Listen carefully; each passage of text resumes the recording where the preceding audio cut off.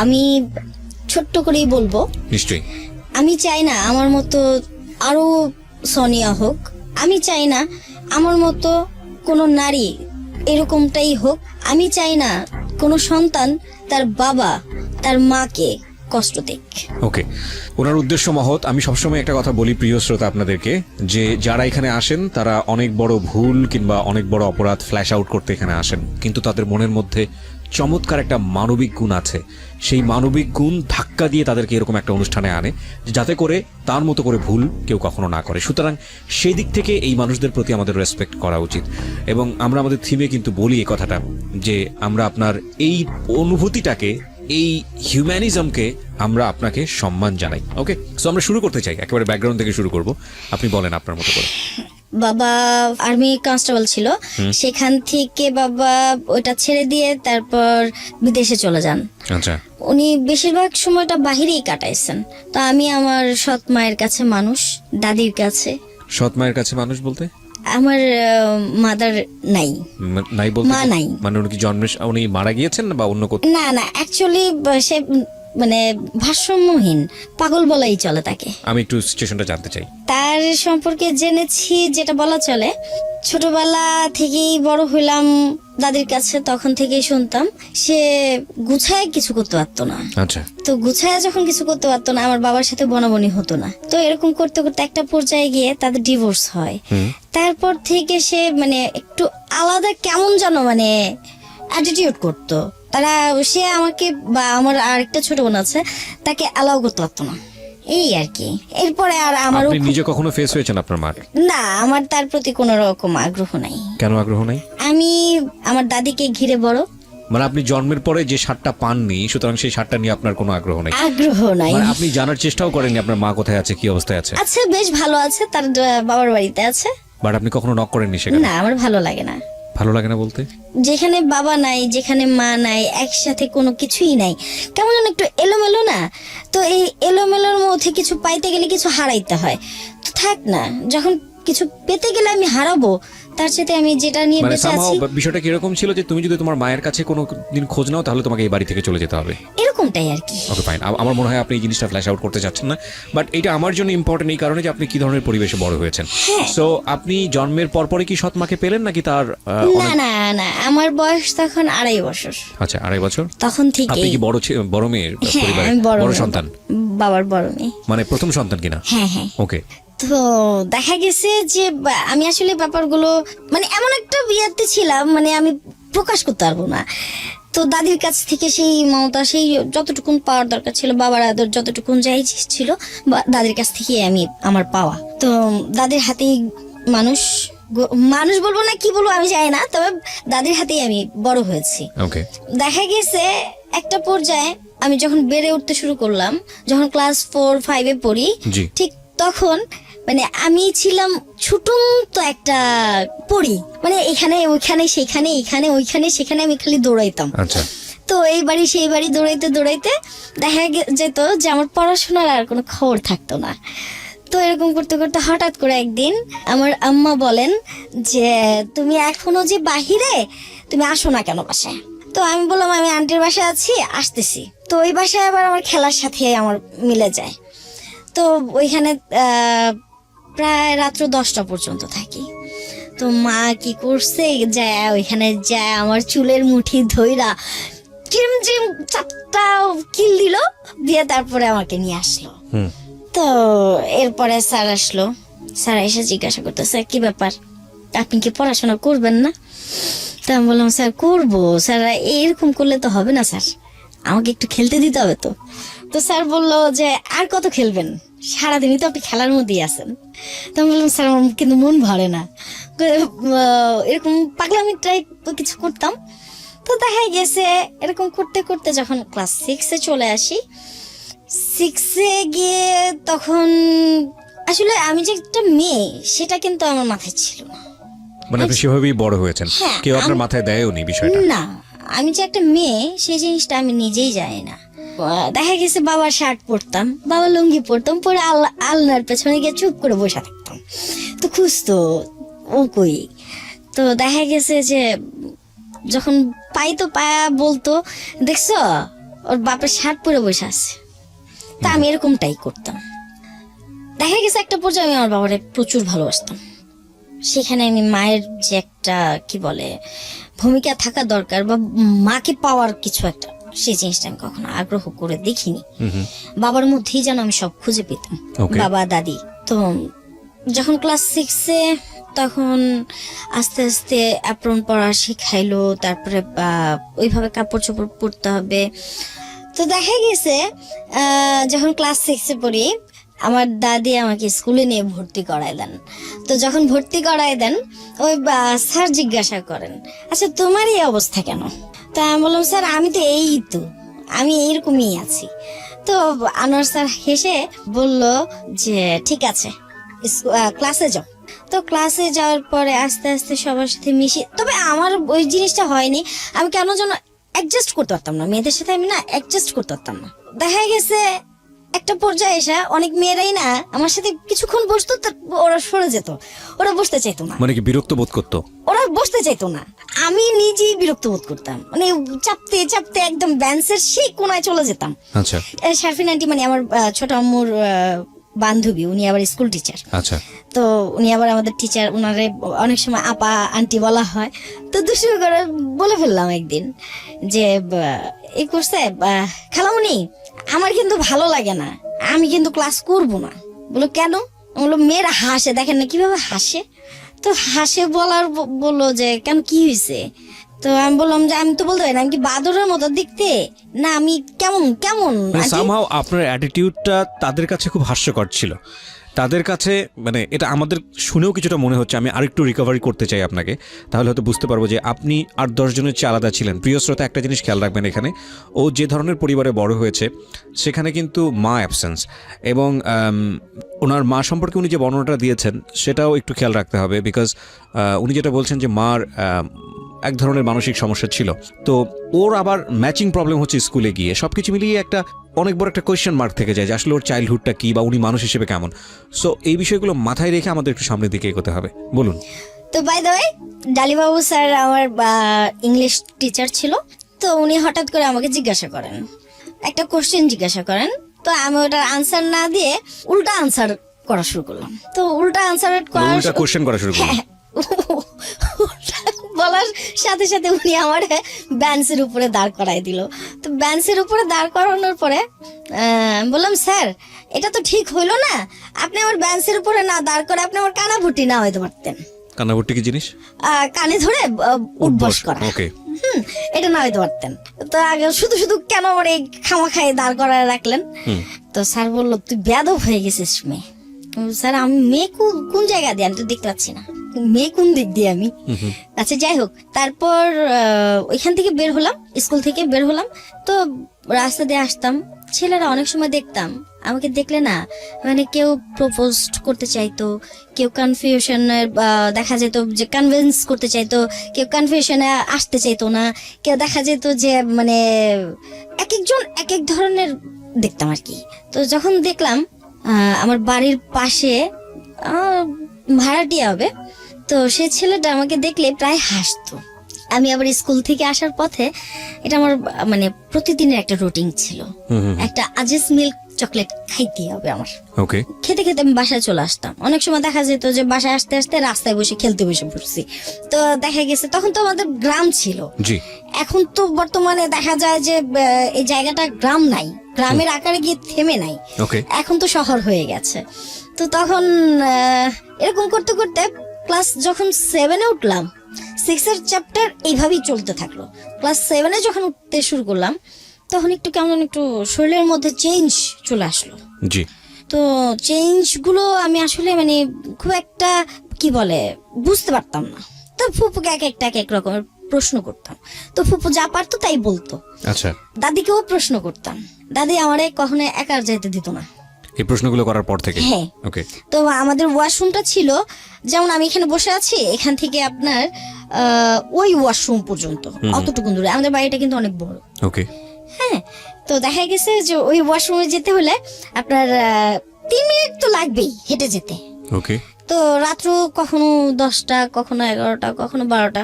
তো দেখা গেছে যে আমার দাদি হারিকেন নিয়ে দাঁড়ায় থাকতো আচ্ছা আমার জন্য। তো আমি ওয়াশরুমে যাইতাম অনেক সময়। তো এরকম করতে করতে হঠাৎ করে একদিন আমারই জ্যাঠাতো ভাই, তো দেখা গেছে সে প্রেমের যে কি বলে এই চিঠি টিঠি এগুলো দিতে আসতো। তো প্রপোজ করতো, অনেকবার প্রপোজ করছে। তো আমার ছোট বোনকে আমি বললাম, কি বলে তোরা কি শুনবি, যা খায় আয়, কি বলে যা খায় আয়। তো ওরে পাঠাইতাম ছোট জনরে। তো ছোট জন গিয়ে দোকানে গিয়ে যা পারতো খাইতো, খায়াটাই আসতো। আমি কিন্তু আসলে প্রেম বিষয়ক কোনো ব্যাপার তখন পর্যন্ত আমার ভেতরে ছিল না। ওকে। আমি প্রেম বিষয় কি জিনিস আমি এগুলো বুঝতাম না। আচ্ছা। এগুলো আমার মাথায় ছিল না, আমার মাথায় শুধু এক খেলা। তো দেখা গেছে তো উনি আমাকে চিঠি দিল, কখনো কার্ড দিত, কখনো এটা দিত, কখনো সেটা দিত। তো এরকম করতে করতে আমি নিতাম, নিয়ে আমি আমার মাকে দিয়ে দিতাম যে মা ধর তো, তুমি পড়ো, আমার ভালো লাগে না এগুলো, কি দিছে দেখো না। একটা জিনিস কি, সে আমার সৎমা হলো না, সে আমাকে বিশ্বাস করতো। আচ্ছা। আমি কোথাও কিছু করব না সেটা তার মাথায় ছিল। ওকে। তো বাই দ্য ওয়ে একদিন চিঠিগুলো হাতে দেওয়ার পরে আম্মা খুব ক্ষুব্ধ হয়ে গেল। ওনার বাবার বাড়ি তো আবার আমার বাবার বাড়ি থেকে একটু দূরে, মানে আমি যে স্কুলে পড়তাম পাইলট স্কুল, তো পাইলট স্কুল থেকে একটু পেছনে। সেও কিন্তু নাম করা বাড়ির মেয়ে। জি। তো বাই দ্য ওয়ে তো ওইখান থেকে এক ছেলে আসে নাম মনির। ওই মনির আসার পরে বাইক নিয়ে আসতো, প্রতিদিন যাইতো 4-5 বার। তো মা এই জিনিসটা খুব ভালো চোখে আর দেখলো না। ওকে। প্রায় দেখতেছে যে বাসায় চিঠিও আসে, এই বাসার সামনে দিয়েও ওই বাইক নিয়ে দৌড়াদৌড়ি, ওই পেছনে দাঁড়াই, পেছনের থেকে প্রপোজাল দেওয়া দেই। তো মেয়ে নিয়ে আমি বিপদে আছি। তো এরকম করতে করতে সে এক পর্যায়ে আমার বাবাকে মনে হয় চিঠি দেয়। আচ্ছা। যে তুমি দেশে আসো, মেয়ের একটা ব্যবস্থা করো। ক্লাস 7-এ পড়েন তখন আপনি? ক্লাস 7-এ পড়ি। ওকে। আমি কিন্তু তখন বুঝতে পারতাম না, তখন আমি আমার ওই যে বললাম ত্রিং বিরিং নিয়েই ব্যস্ত, খেলাধুলা নিয়ে ব্যস্ত। আমি আমার খেলা নিয়েই ব্যস্ত। কখনো ডিগবাজি, কখনো পুকুরে সাঁতার, কখনো দেখা গেছে ওইখানে ওই ক্রিকেট খেলা, কখনো দেখা গেছে বৌমাছি খেলা, তারপরে দেখা গেছে কখনো ওই গোলাসুট খেলা, একটা না একটা আমার আছেই। আচ্ছা। তো কখনো দেখা গেছে টিলোস প্রেস, এগুলো খেলা নিয়ে না আমি সারাক্ষণ, আমার পড়াশোনা খুব একটা মন বসতো না এই খেলার উপরেই। তো হঠাৎ করে বাবা আসলো, বাবা আসার পরে বাবা ডাকতেছে আমারে। আমি না ভয় কেমন একটু ভয় টয় পাওয়া শুরু করলাম, তার কাছে যেতে চাই না। তারপরেও সে ডাকলো, গেলাম। যাওয়ার পরে বলল, তোর নামে এত কমপ্লেন শুনিয়ে আমি এত এত এত, এই তোরে কি আমি খাবার দিই না, এই তোরে কি আমি পড়া দিই না, এই তোরে কি আমি কিছুই দিই না, তুই এমন করিস কি লিগা? তা আমি না বোকার মতো তাকায় আছে, কি বলে আমি তো বুঝতেই পারতেছি না আসলে বলেটা কি এটা। যাই হোক, বাবা খুব রাগের বসে আমারে খুব পেটায়, খুব। তো ফুপিয়ারা ছিল, আসলে আমি বুঝতে পারিনি। বাই দ্য ওয়ে মারধর করলো, মারধর করার পর রাত্র তখন 9টা। তো দেখি যে আমার কাপড় টাপড় ভেসে যাচ্ছে। আমি কি শিশু করে দিলাম, না কিছু হয়ে গেল, না পানি পড়লো, মানে আমি এই নিয়ে খুব বিচলিত এই মায়ের উপরেই। তো বাই দ্য ওয়ে ফুপি দেখছে, ফুপি দেখার পর বলতেছে যে এই দাঁড়া, তুই মেয়ের গায়ে আর হাত তুলবি না, সর, মেয়ের গায়ে আর হাত তুলবি না। দাদি খুব কান্না করতেছে, আমার নাতিনে মেরে ফেলাইতেছে, আরে ওরে মেরে ফেলাইতেছে, তোরা ধর ওরে। তো এরকম করার পরে বাবাও একটু, বাবার পিছন দিয়ে এসে আমার দাদি দুটা দিল, চাট করে 4টা দিল। তারপরে বাবা খুব রাগ হয়ে গেছে দাদির উপরে। হ্যাঁ, তোমার লেগে আমি মেয়ে শাসন করতে পারি না, তোমার লেগে আমি মেয়ে কিছু করতে পারি না, তুমি খালি দাও। পরে আচ্ছা ঠিক আছে, তোর কিছু করা লাগবে না, তুই বিয়ে দিয়ে দে, এই কথাটা দাদি বললো। তো ততক্ষণে আমি যে কোনোটায় বসেছিলাম সে কোনোটা ভিজা স্যাঁতস্যাঁতে হয়ে গেল। পরে ফুপি দেখে বললো, কি রে কি অবস্থা, এটা এরকম কেন? আমি বললাম, ফুপি বলতোই না তো, মায়ের চোটে কি ফাটায় ফেলাইলো না তো তোমার ভাই আমারই, দেখো তো। পরে ও হাসা দিছে। ফাইন, আমরা বুঝতে পেরেছি বিষয়টা। ওকে, ঠিক আছে। তো এটা নিয়ে কোনো ইস্যু ক্রিয়েট হলো কি, মানে এই যে ঘটনাটা আপনার for the first time in your life? আসলে যখন আমার বাবা ওকে এই জিনিসটা করে, এই জিনিসগুলো আমার ভেতরে আস্তে আস্তে আস্তে আস্তে কেমন যেন একটা, মানে তাদের কাছ থেকে দূরে সরে যাওয়ার একটা কি বলে চেতনা চলে আসে। তাদের কাছ থেকে আমি যত দূরে থাকতে তত ভালো লাগবে আমার, হয়তো আমি কিছু করতে পারবো, এরকম আর কি। ওই ঘটনার পরেই মানে হঠাৎ করে মানে ওই থাকা অবস্থায়, বাবার দেশে থাকা অবস্থায় আমার বিয়ে টিয়ে সব মানে দেখে টেকে তারা রেডি করে ফেলে। আমি তো বলতেই পারি না কিছু। ওকে। তো পাশের বাড়ি চিনেই তো, আর আমি তো চিনি না, আমাকে বারবার বলা হইতেছে ওই বাড়ির, তো আমি আর চিনি না। যাক, আমি বোকার আপনি মতো ক্লাস গেলাম। 7 এ পড়েন তখন ক্লাস 7। ব্যাকগ্রাউন্ডে আছি আমরা, প্রিয় শ্রোতা, আপনারা শুনছেন সিক্রেটস। আজকে এখানে নারায়ণগঞ্জ থেকে এসছে সোনিয়া তার নিজের জীবনের সিক্রেটস নিয়ে।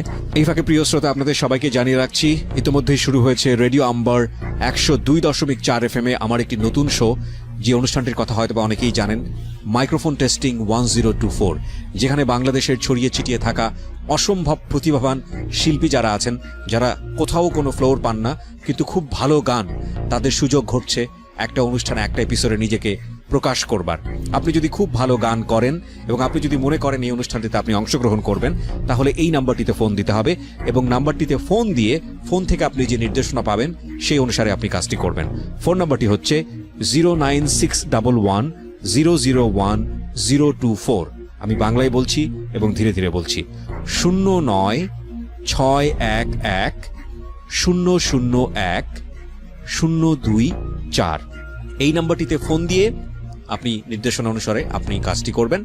আর এমনও হতে পারে এই অনুষ্ঠানের মধ্য দিয়ে সারা বাংলাদেশ আপনাকে অন্যভাবে চিনবে। সো অপেক্ষা করছি আপনার কলের। আমরা ছোট্ট একটা বিরতির পর আবারও ফিরছি, আশা করছি আমাদের সাথেই থাকবেন। 2 মিনিটের বিরতি।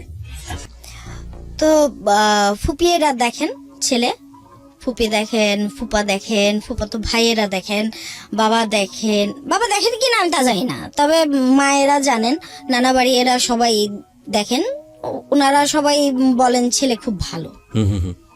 গরিব হইলো ছেলে ভালো। তো বাবা চিন্তা করলো যে যদি ছেলে ভালো হয়, গরিব হোক, তাতে কি, আমারটা আমি উঠাই নিব, সমস্যা হবে না। বাবার যেমন এই কনফিডেন্টটা থাকে ভেতরে। আপনার 12ই মার্চ রাতে আনুমানিক 3টার দিকে আমি শুয়েছিলাম। একটা ডিভাইডার প্যান্ট পরানো, গেঞ্জি পরানো। আমার বাবা সবসময় আমাকে প্যান্ট গেঞ্জি পরাইতো। হ্যাঁ, এটা কিন্তু আমাদের এলাকার মানুষগুলো ভালো চোখে দেখতো না।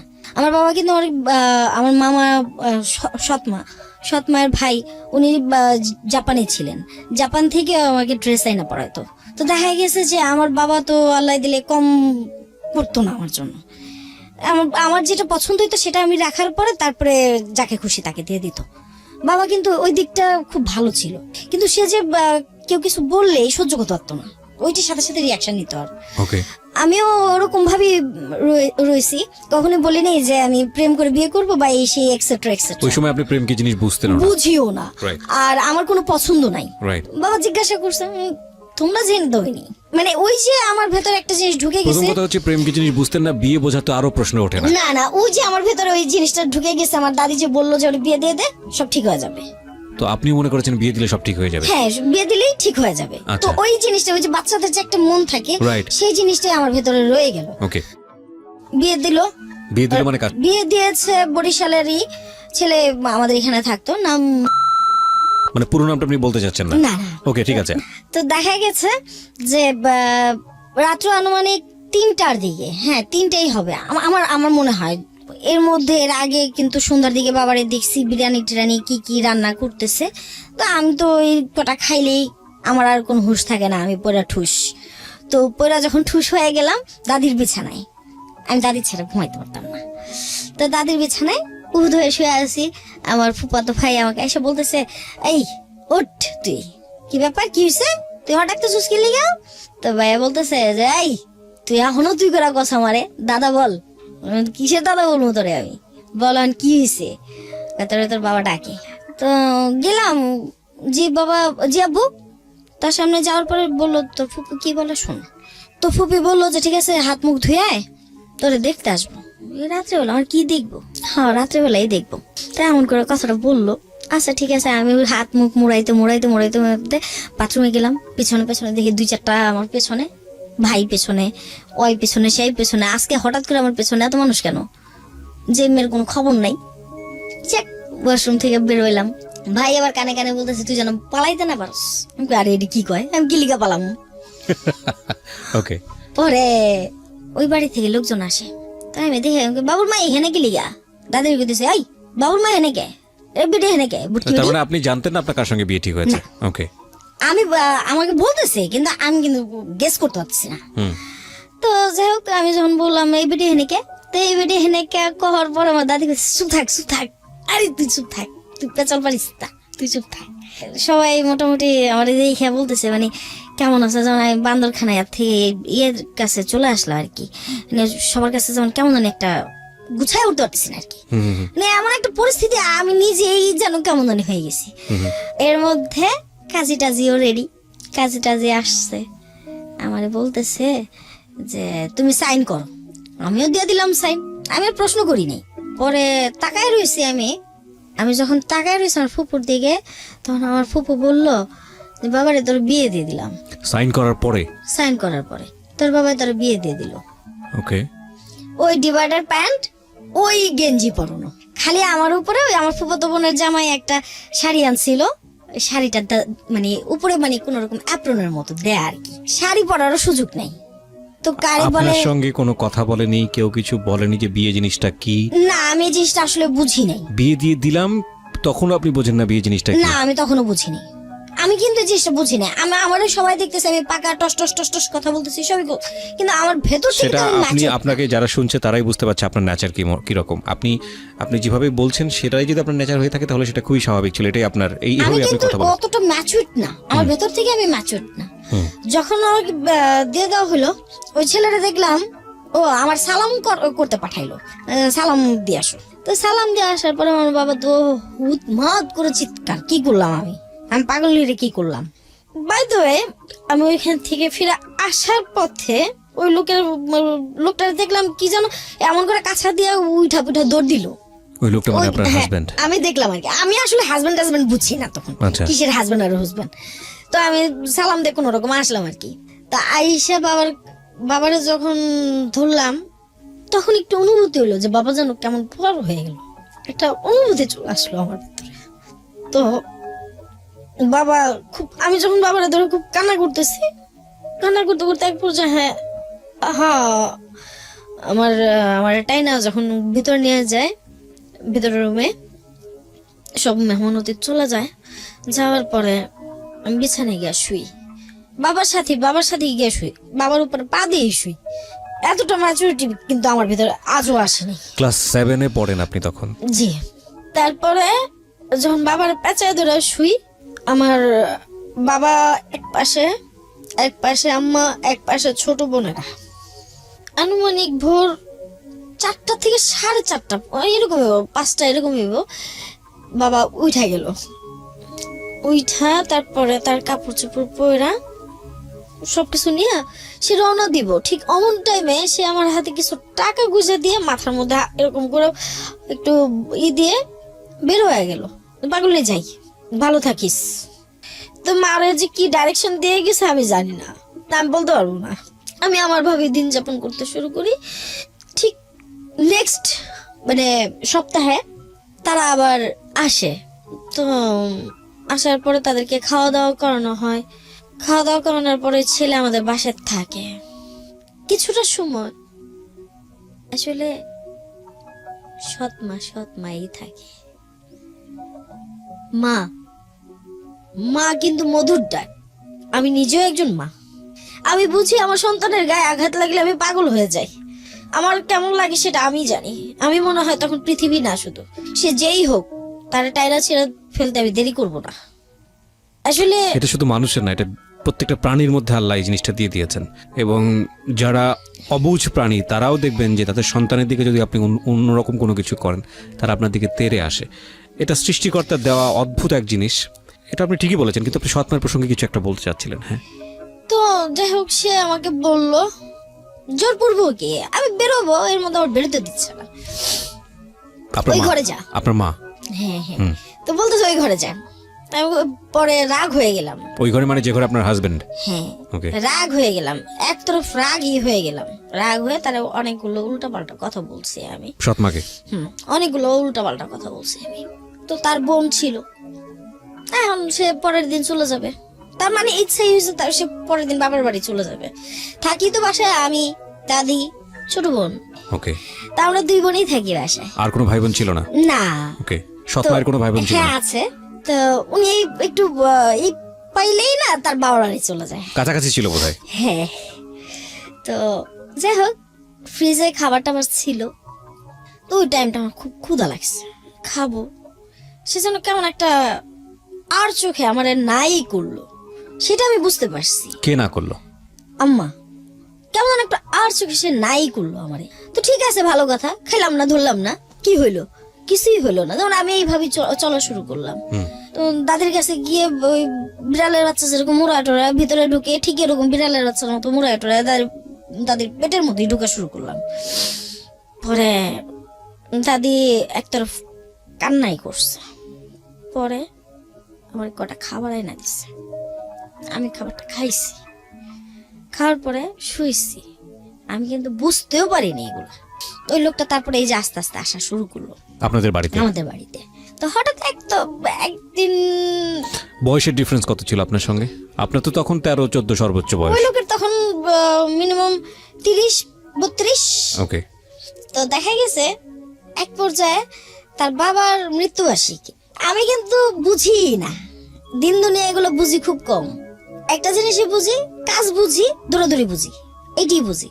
আমার বুঝ কাজ, কচুরি আনতে হইব, কচুরি আনতে পারবো, দুধ আনতে হইব, দুধই দিয়ে দিতে পারবো, মানে এরকম আর কি।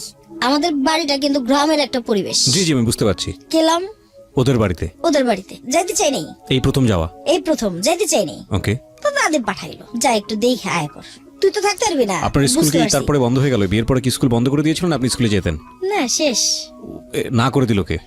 শেষ, নিজে থেকেই শেষ। আপনি শেষ করে দিয়েছেন, যাবো না আর? না, আর যে কি হবে? মানে এটা আপনি ফিল করেছেন, কিন্তু আপনার ফ্যামিলি মেম্বারে কেউ বলে নাই যে তুমি স্কুলে যাও বা কিছু একটা? না না, এরকমটা আর কিছুই হয়ে ওঠে নাই, এরকম কিছুই আর হয়ে ওঠে নাই। ওই তাদের বাড়িতে গেলাম, যাওয়ার পরে মনে হয় 15-20 মিনিট ছিলাম। 15-20 মিনিটের পর তারা আসছে, সে আবার আমার বাসা আসছে। তা আমার বাসায় কেউ ছিল না, সেইখানে সে আমার জোর জুলমত টর্চার করছে। এটা এটা আমি তাকে বলবো না এটা ভালোবাসা, এটা আমি বলবো torture. So this is a very very important point, যেটাকে আমরা বলি যে বিয়ের পরে পরবর্তী সময় যেটা সবচাইতে গুরুত্বপূর্ণ সময় হাজব্যান্ড অ্যান্ড ওয়াইফের মধ্যে, সেটাকে কেউ বলেন বাসর রাত, কেউ বলেন ফুলসজ্জা, হোয়াট এভার ইট ইজ। এবং এটা ওনার জায়গা থেকে হচ্ছে এটা একটা টর্চার ছিল, মানে it's one kind of rape. আমি জানি না, যদি সামাজিকতার জায়গা থেকে যাই তাহলে এটা একটা অনৈতিক কাজ হয়েছে, মানে বিয়ের ব্যাপারটা আমি বলছি। দ্বিতীয়ত যদি বলি যে আইনত যদি যাই তাহলে তো এটা আইনত একেবারেই অবৈধ কাজ। তৃতীয়ত যদি রিলিজিয়নের জায়গা থেকে যাই, আমি নট রিলিজিয়াস স্কলার, আমি ধর্মীয় বিষয়ে খুব ভালো জ্ঞান রাখি না, কিন্তু আমার যতটুকু জ্ঞান বলে তাতে আমি যতটুকু বুঝি, যদি ভুল না করে থাকি, যে বিয়ে দেওয়ার আগে এইভাবে বিয়ে দেওয়ার কোনো নিয়ম আমার জানা মতে আমাদের ধর্মে নেই। সুতরাং সেদিক থেকেও এটা একটা ভয়াবহ রকমের গুনাহের কাজ এবং অপরাধের কাজ হয়েছে। এবং ঠিক আছে, টর্চার হলো, তারপর ওই অবস্থায় যে আমার বড় বাচ্চাটা আমার পেটে রয়ে যায়, সেটা তো আর আমি বুঝতে পারি নাই। মানে এই ফার্স্ট টাইমই আপনি কনসিভ করেন? হ্যাঁ, এটা আমি বুঝতে পারিনি, কারণ ওই যে বললাম আপনি তো জানতেই না ইনফ্যাক্ট। দূরত্বটা তো ওইখানেই প্রথম ভেসে গেল। রাইট। সেইখান থেকেই বিয়ে হয়ে গেল। পরের সপ্তাহে আমার বিয়ে, আর পরের সপ্তাহে সবকিছু শুরু হয়ে গেল, এই যে রানিং হয়ে গেল জীবনটা, এই যে এখান থেকেই শুরু হয়ে গেল। তো ওই মায়ের কোলে বা আমার দাদির কোলে বা আমার বাবার কোলে আমি বসে আপনি আমাকে একটা ছিলাম মিনিট না। একটু সময় দেন, আমি এই জায়গাটা একটু কথা বলতে চাই। আমাদের সামাজিকতা এগুলো এখন অনেক বড় ট্যাবু, একটা সময় পর্যন্ত মনে করা হতো, এখন এগুলো বিষয় নিয়ে অনেক ওপেন ডিসকাশন হচ্ছে, যে আসলে ছেলেমেয়েদেরকে শ্রেণীকক্ষে পাঠদানও করা হচ্ছে, ইজ ভেরি ভেরি ইম্পর্ট্যান্ট। যে একটা মেয়ে হয়ে ওঠা, শারীরিক যে পরিবর্তন বয়ঃসন্ধিকালে আসে, সেগুলো নিয়ে কথা বলতে গেলে মানুষ মনে করেন না এগুলো শোনাও পাপ।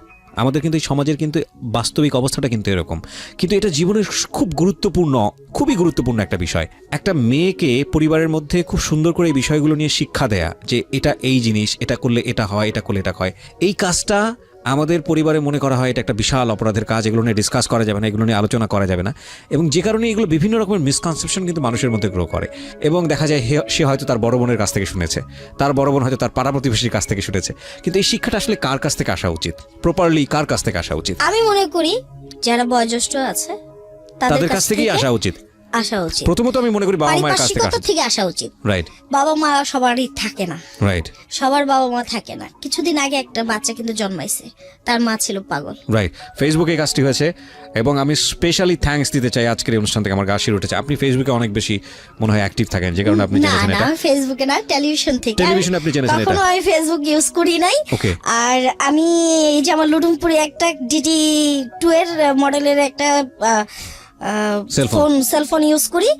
আমার কখনো ফেসবুক, ইউটিউব, তারপরে আপনার কি বলে আরো যা আছে, এগুলো তো যে ওঠা হয়নি। ফাইন, আপনি যখন ইউটিউবের কথা বললেন, আমি একটু বলে দিই প্রিয় শ্রোতা, এই অনুষ্ঠানটি আপনারা ইউটিউবে শুনতে পাবেন। আমরা আপলোড করে দিচ্ছি কিছুক্ষণের মধ্যেই।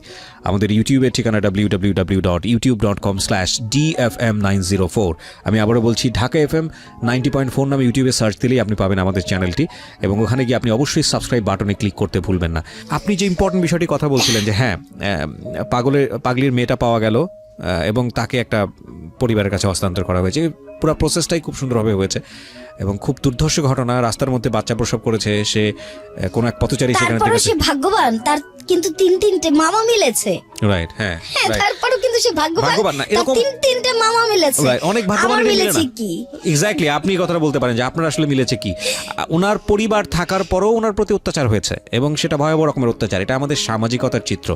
আমরা সেক্স শব্দটা শুনলে মনে করি যে এটা একটা ভয়াবহ রকমের বাজে ডিসকাশন হচ্ছে এখানে, কিন্তু জীবনের খুব গুরুত্বপূর্ণ একটা বিষয় এবং এটাকে এত গোপন রাখার ফলে নীরবে নিভৃতে কতটা টর্চার হতে পারে একটা শিশুর প্রতি, কিংবা কতটা টর্চার হতে পারে একটা কিশোরের প্রতি, এই সিনারিওগুলো অনেক সময়, বিশেষ করে এনজিওর কিছু ডাটা আছে, আপনারা যখন এগুলো নিয়ে স্টাডি করবেন, যখন পড়বেন, তখন বুঝবেন যে এটা আসলে কতটা ভয়ানক। ভাই, আপনার সামনে আগুন আছে, এই আগুনটাকে আপনি সেদ্ধ করার কাজে ব্যবহার করবেন, নাকি আগুনটাকে আপনি আপনার ভালো লিভিং লাইফের জন্য ব্যবহার করবেন, নাকি আগুনটাকে পোড়ার জন্য ব্যবহার করবেন, সেটা কিন্তু আপনার একান্তই ব্যক্তিগত বিষয়।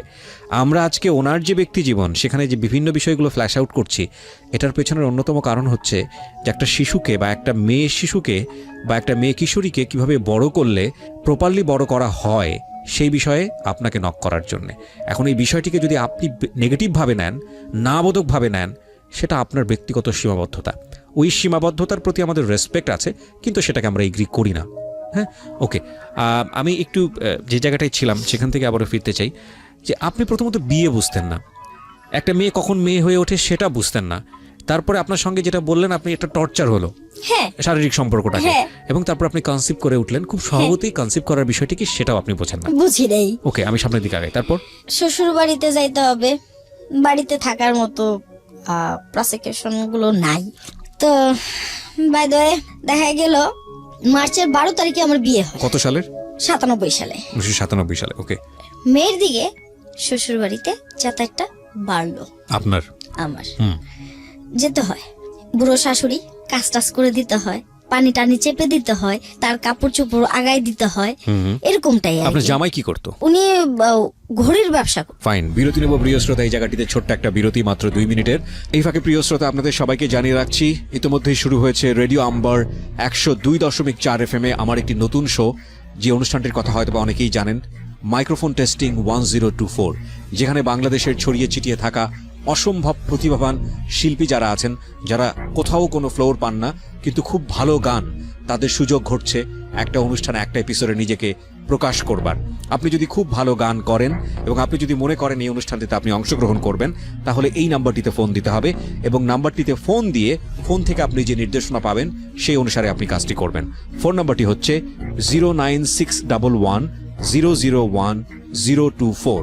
আমি বাংলায় বলছি এবং ধীরে ধীরে বলছি, 09611001-024।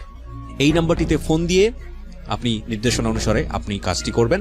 আর এমনও হতে পারে এই অনুষ্ঠানের মধ্য দিয়ে সারা বাংলাদেশ আপনাকে অন্যভাবে চিনবে। সো অপেক্ষা করছি আপনার কলের। 2 মিনিট পর সোনিয়ার জীবনের সিক্রেটস নিয়ে আমরা আবারও ফিরছি। আশা করছি আমার সাথেই থাকবেন, যেখানটায় ছিলেন। এপ্রিল মের দিক দিয়ে মোটামুটি ভাবে যাওয়া আসা, দুপুরে হোক, সকালে হোক, বিকেলে হোক, ঘর মুছে দেওয়ার জন্য হোক, যেইভাবে হোক যাওয়া হয়। তো এরকম করে আস্তে আস্তে হঠাৎ করে একদিন দুপুরবেলা মাথা ঘুরাইতেছে, ভাল লাগতেছে না, বমি বমি লাগতেছে। যেই মানুষ আমি এতগুলা খাই, সেই মানুষ আমার খাওয়া নাই। আমার দাদি যদি কারো বাসায় দুধ দিতে যেত, কেউ না কেউ দেখা যেত আমার দাদির কিছু না কিছু দিত। খুব আদর করতো আমার দাদিরে। আমার দাদি কিন্তু খুব ভালো একজন সম্মানী ব্যক্তি ছিলেন। তো দেখা গেছে কিছু না কিছু দিত, তো আমার দাদি এটা খাইতো না, না খায় আমার জন্য নিয়ে আসতো। তা আমি আবার দাদির টুলহুলি খাইতাম। দাদির কাছে কলা আছে, আপেল আছে, দাদির কাছে সবই আছে, কিন্তু আমার আর পেটে যায় না, পেটে গেলেই বমি আসে। তো খুব কান্নাকাটি করতেছিলাম।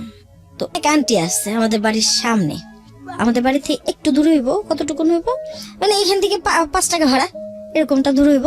তো ওই আন্টিদের বাসায় তো আন্টির মেয়ের সাথে খেলছি টেলছি।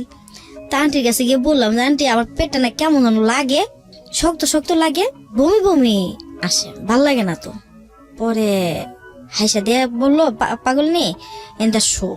তো শুইলাম মতো, পরে উনি একটু চেকআপ টেকআপ কি করলো না করলো পরে বললো আর কি।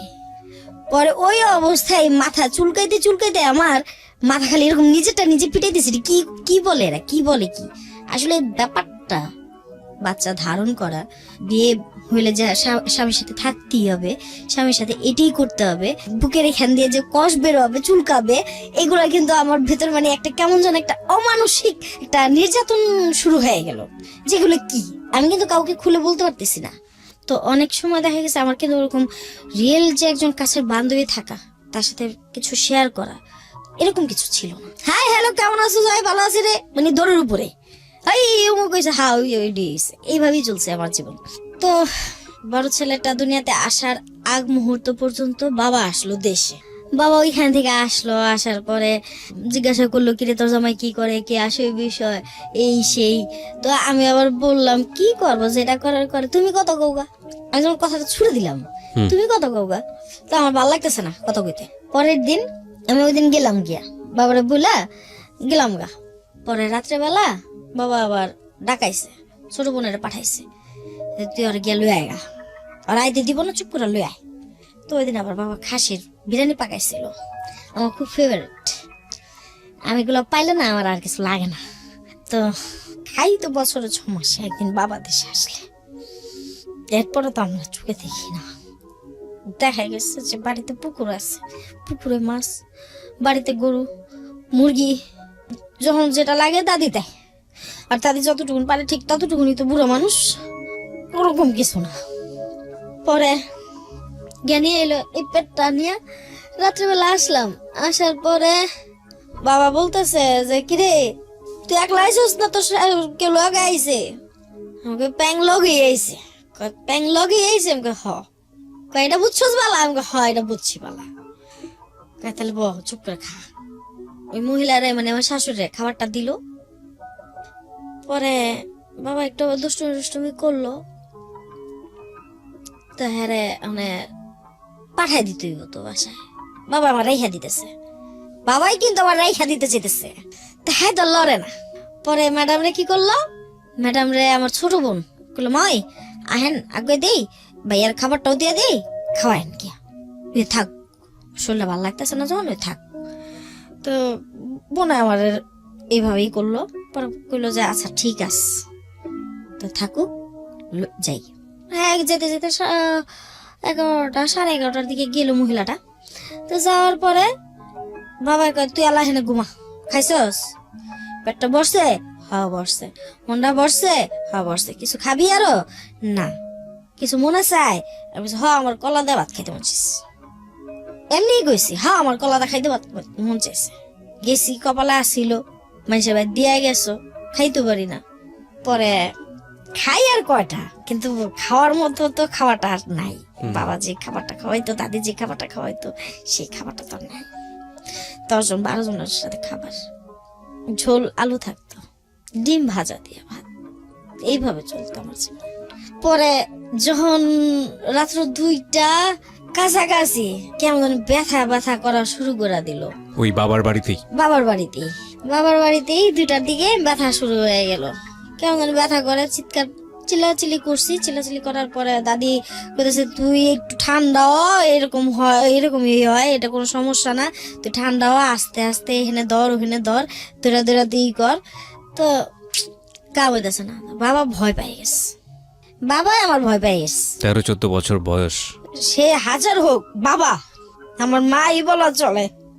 পরে বাবা চিল্লান দিল, এই খোসাদা রিপনের মা আয় আমার মেয়ে লয়ে বাড়ি তুই, ওর মেয়ে বাসাই তুই। পরে বাবা লয়ে গেল সিএনজি আনতে, সিএনজি নাই, বেবি রাত্রেবেলা, এই রাতের বেলা বেবি দিয়া, বেবি তো আর সামনে বাসার সামনে আহে না, আর দূরে। পরে ওই রাস্তাটা গেল মতো, পরে আমার খুব নিয়ে যেতেছে, এইখান দিয়ে পায়ের নিচে দিয়ে আমার সব ভাইসা যেতেছে, পানি বাতাস ভেঙে গেছে। ওই অবস্থায় আমি বুঝতে পারি নাই। তো গেলাম মতো, পরে বাবা সিএনজি আলার ঘাড়ের মধ্যে একটা চোর মারলো, আর্মি পার্সন ছিল তো, রাগ বেশি। পরে চোর মারলো, চোর মারার পরে বললো তুই সর, আমি চালায় যাম। আমি বসলাম, ফুপু আর আমার আল্লাহ আল্লাহ করাইতেছে, ই করতেছে, পিছন দিয়া ধোয়াই দিতেছে। ফুপু আম্মাও গেছে, সাথে গেছে। তা আমার একটা জিনিস খুব ভালো লাগছে, আমার বাবা ওই সময় সিদ্ধান্ত নিতে পারে না, তো আম্মা নিজে সিদ্ধান্ত দিল। ডাক্তারে গেলাম মতো, পরে হাসপাতালে যাই, নূর ক্লিনিকে পরে যাই, আগে যাই ভিক্টোরিয়া মিলে না, সিট মিলে না। তো গেল খানপুরে যাওয়ার পরে দেখে ডাক্তার ওই ওই যে নিচে শোয়া রাখছে, তো নার্সে ভিতর নিয়ে গেছে মতো করে। তো আমার এমন যেখান থেকে বেবি আসে ওই এই জায়গাটা এমন ভাবে টান দিল, আমি খালি কইছি ও বাবা রে আমার বাঁচাও, ওরা তোমার মেরে ফেলাইব। পরে বাবা মহিলারে শুধু একটা কথাই কইলো, এই বান্দির বাচ্চা তুই আমার মেয়ের ধরিস না, ছাড়, আমার মেয়ে আমি বুঝুন, ছাড়। দেখ খোসাদ, মাইয়া বাচ্চা, টাকার দিকে চিন্তা করবি না, আমার টাকা কে খাইব। আমার ফুবু মায় নূর ক্লিনিকে নিয়ে যায়, একদম সোজা ডাইরেক্ট সিএনজি নিয়ে ভিতরে ঢুকে যায়। নামানোর পরে দেখে ডাক্তার লায়লা বানু নামতেছে। তো লায়লা বানু আমারে দেখা যেমন তাক খাই গেছে, এতটুকুন মাইয়া। তাড়াতাড়ি মহিলা এই রাতের বেলায় উপরে নিয়ে তাড়াতাড়ি করাইলো, ভর্তি টর্তি কমপ্লিট করাই দিয়ে স্যালাইন টালাইন লাগাই দিল। বললো, পরে বাবারে কইলো যে যদি এই মেয়েরে আপনি বাঁচাইতে চান সিজার করতেই হইব, আর সিজার না করলে বাচ্চা বাঁচবো না। পরে বাবা ওখান থেকে লাভ দিয়ে উঠা বলে, বাচ্চার গুষ্টি মারি, আগে আমারটা বাঁচুক, এর পরেরটা, আমার পরেরটা দরকার নেই। পরে মায়ে যেমন বুঝাইলো বাবারে, তুমি পাগলামি করো না, মাইয়ার কিছু হইব না, কিন্তু মাইয়া আমি সিজার করতে দিব না। মাইয়া আমার ঘোড়ার মতো লাফায়, কোন লাফানির চোটে কোন দিন শিলি সুইটার পরে মরে যাবো, কোনো স্টেশন থাকবো না, তখন তুমি আমার বকবা। চিন্তা করে দেখুন, ওর কিশোরী বয়স, ওর অ্যাটিটিউড, এগুলোর মধ্যে কোনো পরিবর্তন নেই, কিন্তু জীবনের কত বড় পরিবর্তন ওকে চাপিয়ে দেওয়া হয়েছে সামাজিকভাবে। বলেন। পরে যাই হোক, এর 2 দিন পরে সবাই আসে যায়, আমি আমার ভাবি ব্যথা এমন একটা জিনিস, সেখানে মার বাপ বুঝে না।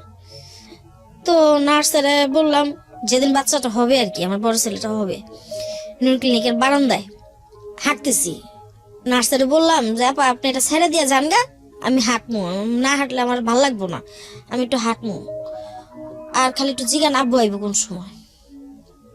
বাবারে খালি দেখলাম চাষারার চত্বরটারে দেখলাম যে রিক্সাটা দিয়ে খালি ঘুইরা খালি আইতাছে, বাবারে খালি একটু দেখলাম। এই বাবারে দেখার কিছুক্ষণের মধ্যেই মনে হয় মিনিট নিচে কিনা আমি জানি না, সেকেন্ডের মাথায় আমার ব্যথা আর বেড়ে গেল, এত ব্যথা, কারি কয় ব্যথা। সাথে সিস্টাররা নিয়ে গেল ভিতরে, স্টিচ লাগছে, তো বেবি হইলো, নরমাল ডেলিভারি। হ্যাঁ, বাবারে দেখছি ওই যে ইচ্ছা মতন তারা দিতাছে ইনজেকশন গুলা, সালাইয়ের মতো পুশ করতেছে, সব শরীরে যাইতেছে, ওই ব্যথাটা মানে আস্তে আস্তে তীব্র হয়ে উঠলো, ব্যথা বাড়ায় ইন্সপেক্টর ওই সময়টাতে, হ্যাঁ, অতিরিক্ত তীব্র হয়ে উঠলো। তো ভেতরে নেওয়ার পরে বাচ্চার মাথা আসে না, কেটে দেয়, আড়াআড়ি করে কেটে দেয়, প্রায় 6টা স্টিচ পরে। তো এই অবস্থায় 6টা স্টিচ অনেক কিছু আমার জন্য। তো যাই হোক, বের হইলো, বাবু আসলো, বাবুরে নিয়ে সবাই মাতামাতি পাতাপাতি কাটাকাটি, সবাই খুব খুশি। আপনার খোঁজ নাই, আমার খোঁজ নাই। This is the another important point. আজকের এই যে সিক্রেটসের যতক্ষণ পর্যন্ত আছি, মানে আমার বলতে ইচ্ছে করছে this is one of the best story ever in my entire radio career life. আমি জানি না এরপরে কি হয়েছে বা কি হবে, কারণ আমি এখন পর্যন্ত স্টোরিটা পুরোটা জানি না, না জেনেই এখানে আপনাদের সামনে বসিয়েছি ওনাকে। একটা জিনিস আপনাদেরকে বলি, এই ভদ্রমহিলা যে কথাটা এখানে তুলে ধরছেন পুরো সমাজের চিত্রটাই এখানে আছে। দেখুন, এই বিষয়টা নিয়ে আমরা কখনোই কোনো সামাজিক সচেতনতার জায়গায় কোনো কথা বলি না। সেটা হচ্ছে বাচ্চা হয়ে যাওয়ার পরে এই যে বাচ্চা নিয়ে দৌড়াদৌড়ি শুরু হয়, বাচ্চার মায়ের দিকে কনসেন্ট্রেশন অনেক কমে যায়। আপনারা কি জানেন এতে করে বাচ্চার মায়ের কত ভয়ানক একটা মানসিক রোগ হতে পারে? আমরা এরকম কিন্তু অনেক সময় দেখি পত্রপত্রিকাতে যে বাচ্চা জন্মগ্রহণ করা 2 থেকে 3 মাসের মধ্যে মা বাচ্চাটাকে মেরে ফেলেছে। আমরা কি সাইকোলজির ভাষায় কখনো এই বিষয়টাকে অ্যানালাইসিস করেছি যে মা কেন এই কাজটা করলো, মার দ্বারা এটা কিভাবে সম্ভব? আমরা গণহারে লেখা শুরু করি, গণহারে বলা শুরু করি যে এই মা, এটা কোনো মা না, এটা দজ্জাল মা, কিন্তু আমরা বিষয়টা জানি না। আর না জানার পেছনে আমরা যে আসলে জানতে চাই না সেটাই আসলে অনেকখানি দায়ী। আমরা ছোট্ট একটা বিরতি নেব প্রিয় শ্রোতা। যে কথাটা বলতে চাই বিরতি নেবার আগে সেটা হচ্ছে বেবি হবার পরে বেবির দিকে যতটুকু কনসেন্ট্রেশন আপনারা দেবেন, বেবির মায়ের দিকে পারলে তার চেয়ে আরো বেশি কনসেন্ট্রেশন দেবেন। এটা খুবই খুবই খুবই প্রয়োজনীয়, বেবি এবং বেবির মা দুজনের জন্যই খুবই প্রয়োজনীয়। ছোট্ট একটা বিরতি নিয়ে ঠিক রাত 12টায় ফিরছি। এই ফাঁকে প্রিয় শ্রোতা, আপনাদের সবাইকে জানিয়ে রাখছি ইতিমধ্যেই শুরু হয়েছে রেডিও আম্বার 102.4 FM আমার একটি নতুন শো, যে অনুষ্ঠানটির কথা হয়তো অনেকেই জানেন, মাইক্রোফোন টেস্টিং 1024, যেখানে বাংলাদেশের ছড়িয়ে ছিটিয়ে থাকা অসম্ভব প্রতিভাবান শিল্পী যারা আছেন, যারা কোথাও কোনো ফ্লোর পান না কিন্তু খুব ভালো গান, তাদের সুযোগ ঘটছে একটা অনুষ্ঠানে একটা এপিসোডে নিজেকে প্রকাশ করবার। আপনি যদি খুব ভালো গান করেন এবং আপনি যদি মনে করেন এই অনুষ্ঠানটিতে আপনি অংশগ্রহণ করবেন, তাহলে এই নাম্বারটিতে ফোন দিতে হবে এবং নাম্বারটিতে ফোন দিয়ে ফোন থেকে আপনি যে নির্দেশনা পাবেন সেই অনুসারে আপনি কাজটি করবেন। ফোন নাম্বারটি হচ্ছে 09611001024। আমি বাংলায় বলছি এবং ধীরে ধীরে বলছি, 096101001024। এই নাম্বারটিতে ফোন দিয়ে আপনি নির্দেশনা অনুসারে আপনি কাজটি করবেন। আর এমনও হতে পারে এই অনুষ্ঠানের মধ্য দিয়ে সারা বাংলাদেশ আপনাকে অন্যভাবে চিনবে। সো অপেক্ষা করছি আপনার কলের। ছোট্ট একটা বিরতি নিয়ে ঠিক রাত 12টায় ফিরছি। আমার শুধু বললো যে আমি যাই গে, আমার শরীরটা ভালো লাগতেছে না মা, এখন তুই ভালো আছিস, থাক, কালকে লয়ে যাম, কালকে সকালে ইনশাল্লাহ তুই যাবি। আচ্ছা ঠিক আছে বাবা, খালি এতটুকু সান্ত্বনা আমার দিয়েই গেল। বাবার সান্ত্বনা নিয়েই রইলাম। বাকিটা 2 দিন পরে ছাড়ার কথা ছিল, পরের দিনই ছাড়াই নিয়ে এসে পড়ছে। মাই আমি বাসায় নিয়ে ট্রিটমেন্ট করবো, সমস্যা হবে না। পরে এখন বাচ্চা খালি কান্দে, পেটের ব্যথায় যে কান্দে সেটা তো আর বুঝতে পারিনি। সবাই চেক টেক দিতেছে, ওর জেঠিরে ওরা চেক দিতেছে, কিন্তু বাচ্চা তো খালি কান্দে। বাচ্চার তো কান্দা বন্ধ হয় না। বাবা তো এই এটার ফেককে হালা, আমার ঘুমাইতে দেয় না। কোন বাবা? মানে বাচ্চা? আমার বাবা। ও আচ্ছা আচ্ছা। আমার বাবা কইতেছে এটার ফেককে ভালা, নালে ডাক্তার কাছে লয়ে যা, আমি ঘুমাইতে পারতাছি না, আমি রাত পয়লা আবার প্লেনে চড়ুম, আমার এখন ভাল লাগে না। হ্যাঁ মেয়েটারে কি করলাম, মানে হ্যাঁ যে ও যে সেও কিন্তু আমার বিয়ে দিয়ে সেও মানসিক চাপ মুখে পড়ে গেল। ওকে, সে যে সুস্থ ছিল তা কিন্তু না, সেও মানসিক রোগী হয়ে যেতেছে। ওই যে টেনশন ভেতরে, কি করলাম। পরে বাচ্চাটারে ডাক্তার কাছে নিয়ে গেল, সে ভালোই হইল। কিন্তু এই বাচ্চাটার পেছনে একটা কেমন একটা যেন মায়া আমার ভেতরে চলে আসলো, আমার বড় ছেলেটার প্রতি একটা মায়া চলে আসলো। এটা আপনি মানে আগে কখনো অনুভব করেন না? আমি যে বিলের বাচ্চা, কুত্তার বাচ্চা পালতাম, মুরগির বাচ্চা, হাঁসের বাচ্চা পালতাম, ওর বুকের ভিতরে নিতাম, ঠিক এরকমই করতাম। তো হঠাৎ করে না ওর প্রতি আমার একটা মায়া চলে আসে। তো মায়া আসার পরে এই ছেলেটারে আমি টাইম টু টাইম, কারো কথা শুনি না, টাইম টু টাইম করার চেষ্টা করি। তো একটা পর্যায়ে গিয়া আমার বাবা যখন দেশের বাইরে, আমার বাচ্চাটার বয়স তখন 13 মাস, তার বয়স 13 মাস বয়সে সে একটা ওই কি বলে ফুড পয়জনে ভোগা শুরু করলো।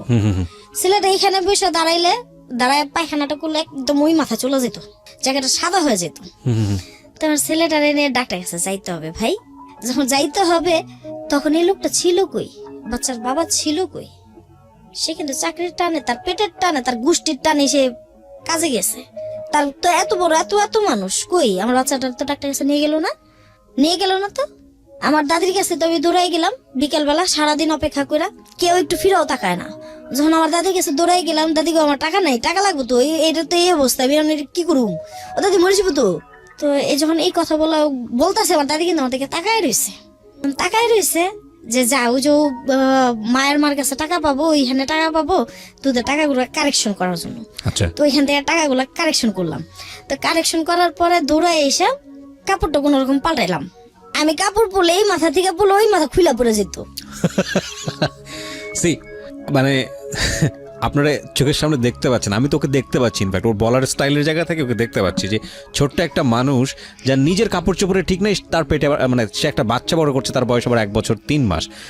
চিন্তা করে দেখুন। হ্যাঁ বলেন। তো কাপড় এইখানে বাচ্চারা লইতে গেলে ওইখানে পড়ে যেত। তা আমাদের এলাকায় তো দুষ্ট লোকের অনেক অভাব নাই, ওরা না শরীরের দিকে তাকায় থাকতো, এটা তো আমি বুঝতে পারতাম না। তা আমি তো আমার দোষ, কে কোন দিকে তাকাইলো এগুলো সময় আছে, এগুলো কি বুঝতাম নাকি, এত বুঝতে আমার ছিল না। আমার বুঝতে হয়েছে ইমিডিয়েটলি 2013 দিক দিয়ে 12-13 দিক দিয়ে আমার বুঝ হয়েছে। মানে আমি যে এতটা বুঝি, এতটা জ্ঞান রাখি, 2012 আর 13-তে গিয়ে আমি নিজেকে নিজে রিয়ালাইজ করে পেয়ে গেছি। আচ্ছা যাই হোক, তারপর ছেলেটারে নিয়ে ডাক্তারের কাছে যাব। আমার কাপড় এখান থেকে এই পর্যন্ত খুলে গেছে, পেটিকোটটা দেখা যাইতেছে। জিজ্ঞাসা করলাম বড় ভাসুরে, দাদা পোলা তো পায়খানা করতেছে, ওখানে পোলাটারে বাঁচানো লাগবো না, একটা ব্যবস্থা করে দেন, যাই না লয়ে যান। লোকটা ফিরেও তাকাইলো না, বসি বানতেছে। আমি জানি না আমার ছেলেরা কি শুনবে কিনা, যদি আমার ছেলেরা শুনে থেকে থাকে। বাবারা আমি তোমাদের পেছনে অনেক শ্রম দিছি, অনেক ঘাম দিছি, মা কখনোই নষ্ট কোনো কাজে ছিলাম না, মা কখনো নষ্ট কিছু করি নাই। মা অপরাধ যদি তোমাদের কাছে অপরাধী হয়ে থেকে থাকি, বাবা আমি মাপ চাই তোমাদের কাছে, ক্ষমা প্রার্থী। যদি তোমাদের মনে চায় মাকে ক্ষমা করবা তো করো, আর যদি না মনে চায় প্লিজ মার পরিচয়টা তোমাদের জীবন থেকে মুছে দিও। আমি চাই না আমার জন্য তোমরা কষ্ট পাও। পরক্ষণে যখন খুব পায়খানা করতেছে, প্রচুর পায়খানা করতেছে, ওই দাদির ওই টাকাটা নিয়ে আমার এই জালের ভাইয়ের বউ ওনারের সাথে খুব কানাকাটি করার পরে উনি নিয়ে গেল।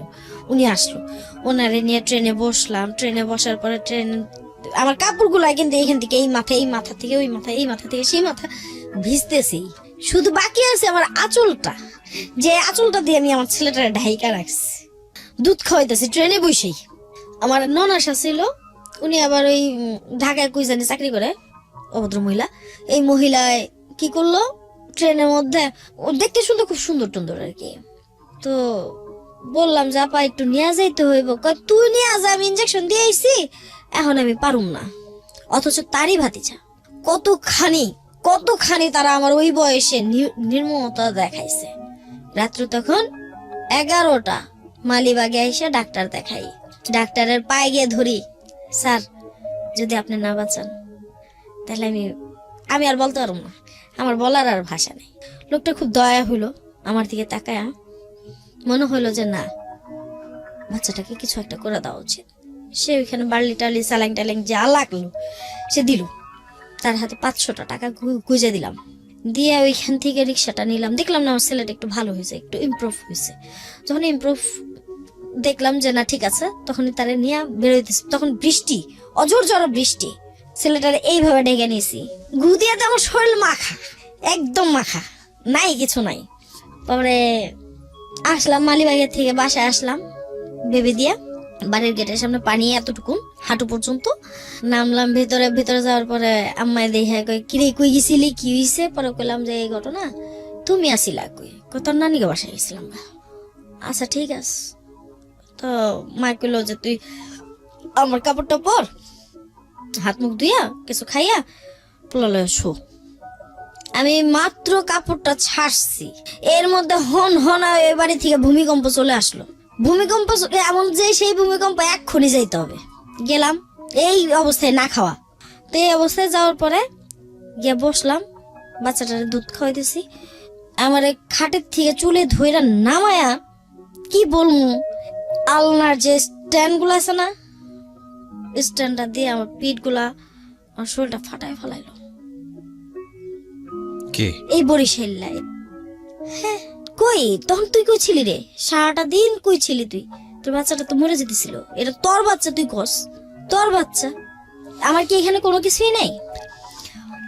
পরক্ষণে আমি যখন সকাল হয় মারধর শেষ, এক পর্যায়ে মারধর শেষ। রাত্রে ওই খাটের ওই কোনায় গিয়ে শুয়ে থাকি, আমার কেউ ধরে না। আমার যেভাবে মারে ওই বাড়িতে, একটা মানুষ আমার ধরে না। ইস্যুটা কি, মারলো কেন আপনাকে? আমি আমার ছেলেটারে নিয়ে কেন গেলাম, বাচ্চাটারে ওরে না কই আমি কেন নিয়ে গেলাম? তখন আমার সেলফোন ছিল না, তখন তো আমার কোনো চিঠি লেখার কোনো ব্যবস্থা ছিল না, তখন আমি কারো বলার ছিল না। আমি তো তোর ভাইরে বলে গেছি, তুই তো আমার জিজ্ঞাসা করলি না কেন কি করলাম, খামা খায় এসে এই কাজটা করলো আমারে। পরে বাচ্চারে নিয়ে শুয়ে রইলাম। সকালবেলা উইঠা বাচ্চাটারে দুধ খাওয়াইতেছি আর বারান্দা বইসা চুপ করে রয়েছি। পরে আমার ফুপু দেখছে, ফুপু আসছে, কিরে তুই বড়ছিস কে, কি হয়েছে? পোলার মা এমন কয়া, কি হয়েছে? পোলার মা কই তোমার ফুপু আর কি দুষ্টুমি করে। আমার ফুপু কিন্তু আমার ফুফাতো ভাইয়ের জন্য নিতে চাইছিল, তাও পাগলামি করে দেখে নেয়নি। তো যাই হোক, ফুপুর মুখের দিকে তাকাইতে দেরি, আমার চোখ তার পানি পড়তে দেরি না। যখন আমার চোখটা পানি পড়ে গেছে, তখন ফুপু বুঝছে যে না, আজকে তো কিছু হয়েছে, মেয়েরা কিছু করছে। পরে পিছন দেয় এসে দেহে আমার এই মাথা থেকে এই মাথা ফাটা। পরে বকছে আমার ফুপু, বাবুর মা এরকম করে তো এই মেয়ের এর লিগে তো বিয়া দেয় নাই, তোমরা কেমনে এই কামটা করলাম? আর বাপে হলে তো তোমাকে ফাইরা লাইব ঠাই। কম নির্যাতন করে নাই এই বরিশালার আমারে, কম নির্যাতন করে নাই, অনেক নির্যাতন করছে, অনেক অনেক, যে কল্পনার বাহিরে। আমার মতন মেয়েরে দিয়ারা থালা বাসন ধুয়েও ভাত খেয়েছে, ঘর মুছেও ভাত খেয়েছে, মশলা ফেসে ভাত খেয়েছে। অনেক সময় গিয়ে পাতিলে ভাত পাইছে, অনেক সময় গিয়ে পাতিলে ভাত পাইনি। কিসের মধ্যে আমার বাবা আমারে দিল। পরে যাক এভাবে চলতে লাগলো। ওই লোকটা আসলে কি বলবো, কেমন জানো, ওর কোনো একটা মানুষের প্রতি একটা মানুষের স্যাম্পেথিক থাকতেই পারে, একটা মানুষের একটা থাকতেই পারে না। ওর স্যাম্পেথিকটা কখন দেখতে পেলাম গিয়ে আমি, যখন এটা হলো আপনার 2005-এর ঘটনা, মনে হয় 2005-4-এর দিকের ঘটনা, 5-4 সামহাও, আমার সঠিক এই মুহূর্তে খেয়াল নাই। তখন সে কি বিভীষিকা কান্না, মানে অনেক কিন্তু চড়াই উতরে গেছে। এর মধ্যে দিয়ে আমার বাসা আলাদা হইলো, শ্বশুরবাড়ি থেকে একদম আলাদা হইলাম। আলাদা হওয়ার পরে সেখানে বন্ধু বান্ধব আসা শুরু করলো। তারপরে সে বাসা ভাড়া দিতে পারে না ঠিক মতো, তারপরে কি বলে বাচ্চাদের খাবারটাও ঠিক মতো দিতে পারে না। এক পর্যায়ে একটা কষ্টই গেছে, একটা ভূমিকম্পই গেছে আমার উপর দিয়ে, যখন চাকরিটা চলে গেল লোকটার। চাকরিটা চলে যাওয়ার পরে তখন আর ঘরে খাবার টাবার ছিল না। তো কান্নাকাটি করে বাবার বাড়ির থেকে, তখন ছোট জন পেটে, বাবার বাড়ি থেকে 1.5 লক্ষ টাকা আনলাম। 1,40,000 টাকা ওরে দেওয়া হইলো, আর 10,000 টাকা দিয়ে আমার একটা ফ্রিজ কিনে দিব। কারণ আমি মানুষের বাড়িতে যাই, দূরে দূরে মানুষের বাড়িতে যাই।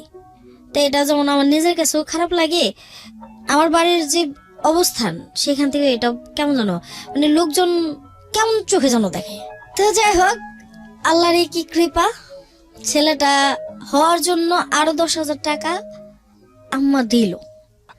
আপনি যে জায়গাটায় আছেন, গল্পের জায়গাটা এখন এরকম যে আপনারা দুজন আলাদা থাকেন, আপনার হাজব্যান্ড তার চাকরি চলে গেছে, খুব ক্রিটিক্যাল একটা মোমেন্টের মধ্যে আপনারা আছেন। তখন আপনার সংসারে কয়জন ছেলে মেয়ে? আমার এক ছেলে পেটে, এক ছেলে দুনিয়াতে। ও তখন আরেকটা ছেলে আসে। ওকে, তো ওই সময় আপনারা ফাইট করছেন? হ্যাঁ, ওই সময় আমরা জীবনের সাথে ফাইট করতেছি। ওকে, তো যখন খাবার টাবার নাই ঘরে, ও মারে গিয়ে ফোন দিয়ে বললাম যে ঘরে খাবার তো নাই, আর কি করুম, এটা ব্যবস্থা করাতো। পরে মা এলো, আইসা কিছু খাবার টাবার দিয়ে গেল। এখন হেন দিয়া ঘরের ভিতরে ঠান্ডার দিন, শীতের লেপ নাই ভাই। তো যখন ল্যাপ নাই, ওই মানুষটা থাকে কিসের মধ্যে, তো যখন মারে বললাম মা একটা ল্যাপ দিয়ে যাও, তখন মায় কি করলো, মা ল্যাপটা দেখায় লই এলো। পাশে যে এই কাকারা আছে, কাকারা জিজ্ঞাসা করতেছে কি ব্যাপার, কি হয়েছে। তো মায় কইলো যে দিছিলাম তো ভালো বুঝা, কি করলো, মায়ের লাইফটা শেষ করে দিল। যাক, আল্লাহ বিচার করবো। তো এই কথাটা কি জানি আরো বলছে, এই কথাটা আবার কি করছে, ওরাই এই কথাটা এই লোকের কাছে লাগাই দিছে। এই কথাটা লাগাই দেওয়ার পরে আমার তো দিয়ে গেল গা। পরের দিন আবার আমার এই যে আমার পায়ে দাগ, আজও দাগ, এইখানে ফিরি দিয়ে বাড়ি, রক্তে ভাইসা গেল আমার সব। মানে আপনার গায়ে হাত তুলতো, র্যান্ডমলি হাত তুলতো প্রচুর। শুধু হাত তুলা সে শান্ত তা না, সে কোনোদিন বলতে পারবো না যে আমার একটা ভালো একটা কাপড় পরাই দেখছে, বলতে পারবো না। এটা তার আচরণ ছিল রুডলি আচরণ আমার সাথে, মানে এমন কিছুই জানে না ভাব। কিন্তু কিছু কথা যে বলতো, যে কথা বললে মানুষ আত্মহত্যা করবো, তো সেটাই বললাম যে দেখেন, আপনারা যখন এটা শুনবেন বা জানবেন, আরো যারা আছেন আমাদের দেশের মানুষ যারা আছেন বা আমাদের আশেপাশে যারা আছেন, যারা দুষ্ট লোকগুলো আমার সাথে দুষ্টুমি করার অনেক চেষ্টা করছেন, যারা আমার খারাপ বানানোর জন্য অনেক চেষ্টা করছেন, অনেক প্রচেষ্টা করছেন, তাদের তো সব বিফল, তাই না? তারা আপনারা আসলে কিছুই লুটে নিতে পারেননি। কিন্তু ঘটনা হয়েছে কি, আমি এটা শিকার হয়েছি, আমি কিন্তু এটা শিকার হয়েছি, আপনারাও কিন্তু শিকার এটার হইেন না। আমারও শিকার করছেন, আপনারা শিকার হইেন না। আমার ক্ষতি হয়েছে, আপনার মেয়েদের যেন ক্ষতি না হয়। আমরা ব্যাকগ্রাউন্ডে আছি, ইনফ্যাক্ট কখনোই সিক্রেটস এর ব্যাকগ্রাউন্ড এত বড় হয় না। আজকে সিক্রেটস এর ব্যাকগ্রাউন্ডটা অনেক বড় হয়েছে এবং আজকে আমার কেন জানি বলতে ইচ্ছে করছে যে এই গল্পটা যতক্ষণ সময় লাগে চলুক, আমাদের সময়ের একটা সীমাবদ্ধতা আছে আমরা জানি, তারপর আমি চেষ্টা করব কন্টিনিউ করার জন্য। ওকে, যেখানটায় আমি ছিলাম কন্টিনিউ চলছে এরকম। তো এরকম যখন কন্টিনিউ হইতে শুরু করলো, আমার ছেলেও কিন্তু মোটামুটি ছোটজন হাঁপুড় দেওয়া শুরু করলো আস্তে আস্তে।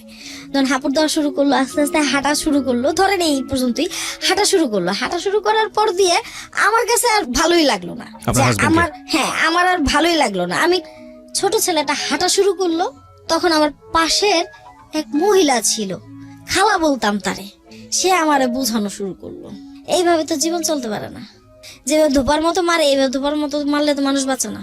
তুই মা এক কাজ কর, ছেলেদেরকে তোর বাবার বাড়িতে পাঠাই দে, তুই বাইরে যা গিয়া। এই বাইরের ভূত আমার মাথায় ঢুকলো। দেশের বাইরে? দেশের বাইরে। ওকে, দেশের বাইরের ভূত আমার মাথায় ঢুকলো। তো ছেলেদেরকে নিয়ে আবার একটা আমার ছিল কি, মানে খুব শখ ছিল, আমার ছেলেদেরকে আমি রাজপুত্রের মতোই পালবো। বাচ্চাদের প্রতি, সংসারের প্রতি একটা কেমন যেন একটা আসলো যখন। তো ছেলেদের নিয়ে আমার কিন্তু দুনিয়াদারি আর কিছুই রইলো না, শুধু ছেলেরা, দুটা ছেলেই। আমাদের ওইখানে অনেক সরিষা খেতে হইতো, তো ওইখানে ফুল টুল হইতো। ছেলেদেরকে খেলার জায়গা তো নাই, কি খেলতে দিব? ছেলেদের নিয়ে, যে আমি আগে যে খেলা খেলতাম ছেলেদেরকে নিয়ে খেলতাম। তো খেলার ছলে সন্ধ্যা হয়ে যেত। তো একদিন হঠাৎ করে ওই যে আমি ক্লাস 6-এ থাকতে, আমি একটা ছেলে ছিল আমাকে পড়ানোর চেষ্টা করছিল। তো উনি যে আবার আমার পেছনে পেছনে তার ভেতরে যে এত কিছু, সেটা তো আমি জানতাম না। দেখা হইলো, দেখা হওয়ার পরে জিজ্ঞাসা করলো, এটা তোমার বাচ্চা? আমি বললাম হ্যাঁ, এটা আমার বাচ্চা। হাজবেন্ড কি করে? আমি বলতে পারি না। ইনলোর করা শুরু করলাম, বলতে পারি না। মানে রকচটা হয়ে গেল আস্তে আস্তে। কেমন ওই যে বললাম না, যেগুলো তিক্ততা সহ্য করতে করতে আমি নিজেই তিক্ত হয়ে গেছি। পরে বললো আচ্ছা ঠিক আছে। পরে বললাম ভাইয়া, যদি দেখেন যে কেউ বিদেশ নেয়, এটা ভালো কোথাও, তাহলে আমি চলে যাব, ব্যবস্থা করেন, দেখেন। বিরতি নেব আরেকটি প্রিয় শ্রোতা। শুনছেন সিক্রেটস। আজকে এখানে কনফেস করছে কিংবা নিজের জীবনের সিক্রেট নিয়ে লাখ লাখ মানুষের মুখোমুখি হয়েছে সোনিয়া। তিনি এসছেন নারায়ণগঞ্জ থেকে। আমরা একটা বিরতি, মাত্র 2 মিনিটের একটা বিরতি নেব, শর্টকাট ফিরে আসছি। আপনারা শুনছেন ঢাকা FM 90.4 উইথ মি আরজি কিবরিয়া। এই ফাঁকে প্রিয় শ্রোতা, আপনাদের সবাইকে জানিয়ে রাখছি, ইতিমধ্যেই শুরু হয়েছে রেডিও আম্বার 102.4 FM এ আমার একটি নতুন শো, যে অনুষ্ঠানটির কথা হয়তো বা অনেকেই জানেন, মাইক্রোফোন টেস্টিং 1024, যেখানে বাংলাদেশের ছড়িয়ে ছিটিয়ে থাকা অসম্ভব প্রতিভাবান শিল্পী যারা আছেন, যারা কোথাও কোনো ফ্লোর পান না কিন্তু খুব ভালো গান, তাদের সুযোগ ঘটছে একটা অনুষ্ঠানে, একটা এপিসোডে নিজেকে প্রকাশ করবার। আপনি যদি খুব ভালো গান করেন এবং আপনি যদি মনে করেন এই অনুষ্ঠানটিতে আপনি অংশগ্রহণ করবেন, তাহলে এই নাম্বারটিতে ফোন দিতে হবে এবং নাম্বারটিতে ফোন দিয়ে ফোন থেকে আপনি যে নির্দেশনা পাবেন সেই অনুসারে আপনি কাজটি করবেন। ফোন নাম্বারটি হচ্ছে 09611001024। আমি বাংলায় বলছি এবং ধীরে ধীরে বলছি, 0961001024। এই নাম্বারটিতে ফোন দিয়ে আপনি নির্দেশনা অনুসারে আপনি কাজটি করবেন। আর এমনও হতে পারে এই অনুষ্ঠানের মধ্য দিয়ে সারা বাংলাদেশ আপনাকে অন্যভাবে চিনবে। সো অপেক্ষা করছি আপনার কলের। আমরা যেখানটায় ছিলাম সেখান থেকে আবারও ফিরতে চাই। আপনি আপনার কোন এক শিক্ষক এক সময়ের, তাকে বললেন যে যদি কেউ বিদেশে পাঠাতে পারে তো সে যেন আপনার জন্য একটু চেষ্টা করে। হ্যাঁ, বলেন তারপর। তো উনি হাসি দিয়ে চলে গেল।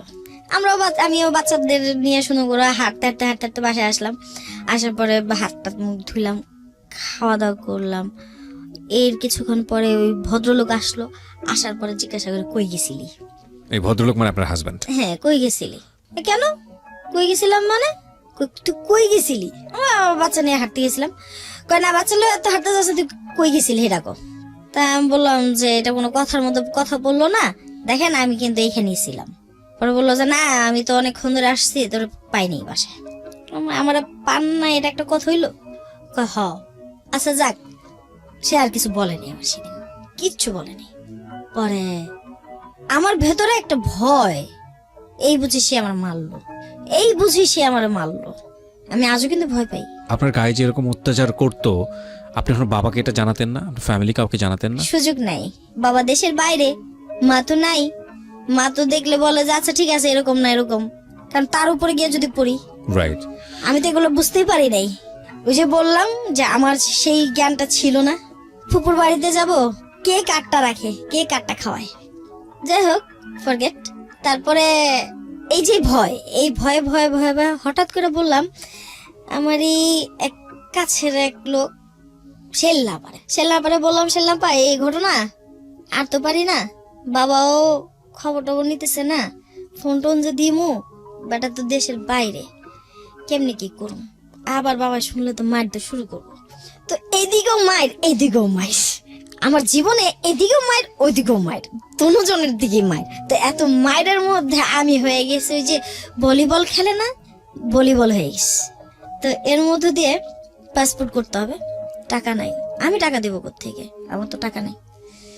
পরে আমার একটা আংটি ছিল, সেই আংটিটা বিক্রি করলাম, এঙ্গেজমেন্ট আংটি। আচ্ছা, পাসপোর্টটা আপনার জন্য? হ্যাঁ, বিক্রি করলাম, বিক্রি টিক্রি করে দিলাম পাসপোর্ট করার জন্য।